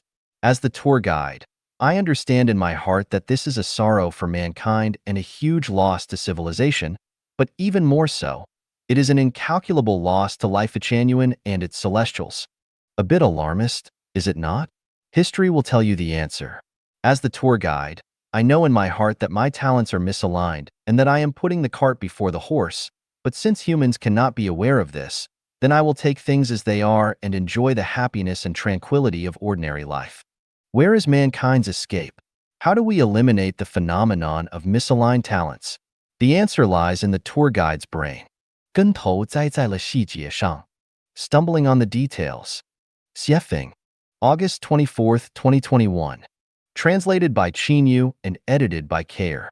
On January 28, 1986, the American Challenger launched and exploded 73 seconds later, killing all 7 of its astronauts in the space shuttle. What was the problem? The O-ring seal of the solid rocket booster on the right side failed. Such a large and complex collection of super-advanced science and technology resulted in a disaster that could not be avoided just because of the failure of a small, inconspicuous sealing ring. We had stumbled over a detail. Sierra, a 24-year-old computer engineer and job seeker, stood out in a competition among several thousand competitors and was selected because of her excellent performance during her interview with the boss. But when she went back to the boss office to retrieve the silk gloves she had left on the cabinet by the door when she first walked in, the boss noticed what she was doing. The next day, when she had not received a call for employment, she became concerned and called to ask why. The general manager answered that, "We had already chosen you, but then we found that you were forgetful. We engage in the design of electronic circuits, and there must be no mistakes." She had stumbled over a detail. On August 21, 2021, a young couple checked into my small hotel. Judging by their appearance and temperament, they appeared to be South American, and judging by their cars and clothes, they seemed to be having economic difficulties. However, they could stay in the high-end hotel that I manage, which showed me that they had certain patterns and methods to their pursuits. Late in the afternoon, the lady brought a box of food to be heated in the microwave. When I asked why they had come here, she said they wanted jobs. At that time, a desire arose in me to keep the couple in my hotel, but the next day I cooked breakfast for them and they were supposed to be ready at 8 o'clock sharp because I had everything ready for them at that time. But I waited and waited, and they did not come downstairs for almost an hour, and it was then that I dispelled the idea of keeping them. Why? Because an unpunctual person is someone you cannot count on and someone who will screw up jobs. So how could I keep them? Punctuality is a kind of faith. A lack of the former proves a lack of the latter, and people who do not have faith are unreliable. Perhaps they never knew that the real reason why they had arrived at the gate of heaven but had not been able to enter was only that one detail. Again, they had stumbled over a detail. Details are not unintentional accidental phenomena. They embody the meaning of people's lives, and they are comprehensive manifestations of their upbringings, self-restraint, and self-cultivation. If the details go wrong, it must be that the person lacks having enough self-improvement and self-cultivation.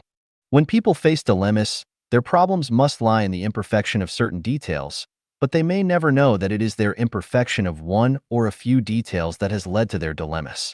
一张残酷的能量流向图 A cruel energy flow diagram. Xiefeng. June 7, 2021. Translated by Qinyu and edited by Care. The day before yesterday, in the afternoon, I knelt on a mat to weed, loosen the soil, and fertilize the roses in front of the guest rooms. Why was the whole process of working so joyful? Because the roses were growing vigorously. I feel joy when I look at flourishing roses, and because of my joy, I like to weed them, loosen their soil, fertilize them, and finally water them. The cruel reality is somewhat different, however. More attention and energy should have been given to the weak ones. The strong ones can strengthen themselves and do not need much effort or care. The weaker that one is, the less care and energy they will be given. The stronger that one is, the more care and energy they will be given. You see, the higher one's official rank is, the more supporters and flatterers they will have, and the more people who will be sending them gifts. The more successful a business is, the more money banks like to lend to them, and the easier it is for them to borrow money and raise funds. The more handsome a man is, the more capable he is, and the more that beautiful women will want to marry him. Some men have married dozens or even hundreds of wives, and all of them were beautiful, gentle, and capable, but many men cannot find a single wife and can only remain lonely bachelors. The drier a place is, the less likely it will be receiving rain, but the wetter a place is, the more rain that will fall. The better, the more prosperous, the worse, the bleaker. Is this the law of nature? I consider myself a saint, so why do I also prefer the lush Chinese rose flowers from the bottom of my heart? I will expose more of my thoughts here. The more beautiful and sexier one looks, the more I like them. Oh my God, is that what a saint is like? I used to be a permanent resident of Zimbabwe, so why did I leave? I went to Vanuatu and wanted to build a home there, so why did I not? I am a Chinese citizen, so why did I leave my birth country and settle down in Canada? It turns out that essentially, I like better living environments. I finally understood what Christ Jesus meant when he said, "For whosoever hath, to him shall be given, and he shall have more abundance, but whosoever hath not, from him shall be taken away even that he hath." This is the energy flow diagram.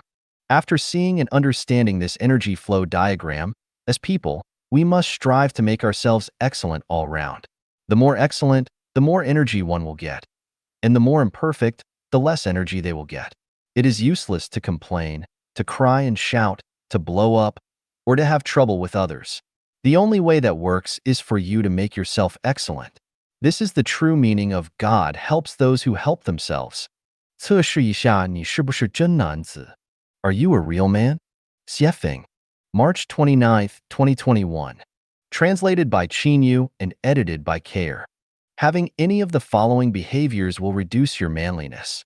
Bullying those who are weaker than you. Bullying woman. Flattering those in power. Being jealous of people who are superior to you. Being oppressed outside, but then releasing your hostility at home.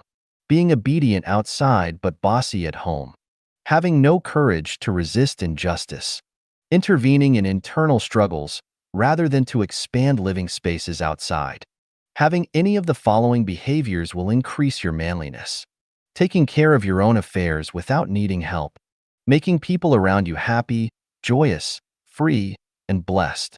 Tolerating and caring for women, but never abusing them physically or emotionally. Believing that being sympathized and pitied by others is shameful. Taking action against and refuting evil when you should. Being as gentle as a sheep at home, but as capable as a tiger when outside. Never licking the asses of powerful people. Resolving malpractice issues which have always endangered societies. making vigorous efforts to improve situations, being chivalrous and unrestrained. 雪峰自恋看我像不像上帝使者. Xiefeng's narcissism. I must look and act as a messenger of the greatest creator. Xiefeng. April 19, 2021. Translated by Qinyu and edited by Care. The most important thing for people is to make themselves happy each and every day. When external influences are unable to make this happen, they must find ways to entertain, amuse, and love themselves. I, Xiefeng, am a person who can make myself happy every day. There are many ways to enjoy oneself. Let us see how I have made myself happy today. From the tax bills that I have paid to the government over the past 4 years, I have found that during that time, I have received more than 800 guests, 70% of whom have been from Europe, mostly Germany. 20% were from the United States,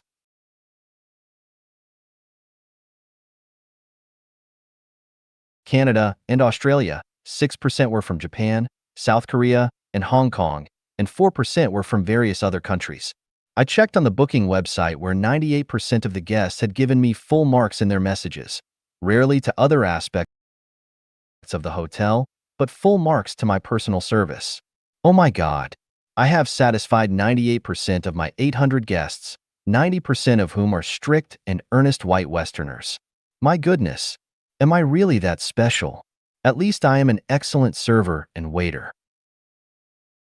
Of course, there was one guest who only gave me 5 points, and my full score was only 10. So how did I fail him? I thought about it and finally concluded that he must have been scolded by his sister-in-law, and with nowhere else to vent his anger, he took it out on me. Or he might have dreamed that I abducted her, so he was angry with me. The above data is reliable because the booking website is external and is controlled by a Dutch agency, so there is no chance for me to do anything tricky, nor can I hire a shill to give me a high score because everyone who rates it must have booked a room through the website, has stayed in my hotel, and has paid a commission to the booking website. It is impossible to find anyone to rate and comment on the booking website at will. Yeah, the facts prove that I am a talent and I should be proud and happy. Do you all know how I let strangers pay me while complimenting me? For example, a young couple stayed in my hotel for one night and paid a room rate equivalent to more than 156 Canadian dollars and left a tip equivalent to 20 Canadian dollars. They also said on the website that I am a host worthy of $1 million. I hope that $1 million they mentioned are not Zimbabwean or Venezuelan currency, but at least Canadian currency. Here is how I did it. I combed my hair every day to be as smooth as if licked by a cow. My clothes were always clean and tidy. My gestures and expressions were always appropriate. I always smiled, never grinned evilly or giggled or laughed obsessively as if I were looking at my sister-in-law. If that were the case, my female guests would have called the police. Of course, one must learn to chat and joke with the guests as they eat. What can you joke about? Anything that can make them happy. Westerners like humor, so find something to make the guest happy. If you do this, they will be much more likely to rate you with high marks. See how easy it is to make strangers praise you. To make yourself and even strangers happy is the most meaningful thing in life. For the past 15 or 16 years, I have made hundreds of Chanyuan Celestials happy, or it can be said that I have coaxed them to be happy, and more than 170 Chanyuan Celestials have written articles to praise me emotionally. Thinking about them while I am in my bed makes me feel like I am sleeping on clouds. I just cannot help it, and if I were unhappy, I would feel as if I were betraying Chairman Mao himself. I finally realized the truth. The so-called messenger of the greatest creator is someone who can make everyone in the world happy so that they will feel glorious even if they are wearing split pants and are eating pickled vegetables and coarse foods. They will feel that they are more delicious than any delicacies. I have coaxed thousands of people to be happy, and when everyone in the world is happy, if I do not say so myself, everyone will say, "This Xiefeng guy must truly be a messenger of the greatest creator." Imagining the future, how can I not be happy? I would always rather be happy. 修心就是想把砖块磨成镜. To cultivate one's mind is to polish a brick into a mirror. Xiefeng, March 24, 2021. Translated by Qinyu and edited by Peter. The cultivating world always advocates that people should cultivate the heart. At first, I felt that this term was too profound to be understood. It must be right. But the more I practiced it, the more I realized that I was fooled and got the feeling that this was like teaching people to polish bricks into mirrors. Where is the mind? Is it inside the chest cavity or outside? Is it in cosmic time and space or in bread and milk? Is it square or round? Is it in black and white or in color? Is it made of meat or mud? Buddha Shakyamuni warned, neither the past, the present, nor the future of the mind can be found, since the heart, the mind, does not exist. What should I cultivate? How should I cultivate it? House leaks can be repaired, clothes can be repaired, mobile phones can be repaired, roads can be repaired, but how do we fix the mind? Phenomenon gives birth to minds, but minds can transcend over phenomenon. The mind does not exist without the phenomena of the universe, and without it, there would be no mind. 100 years ago, was there such a saying as, "Hi,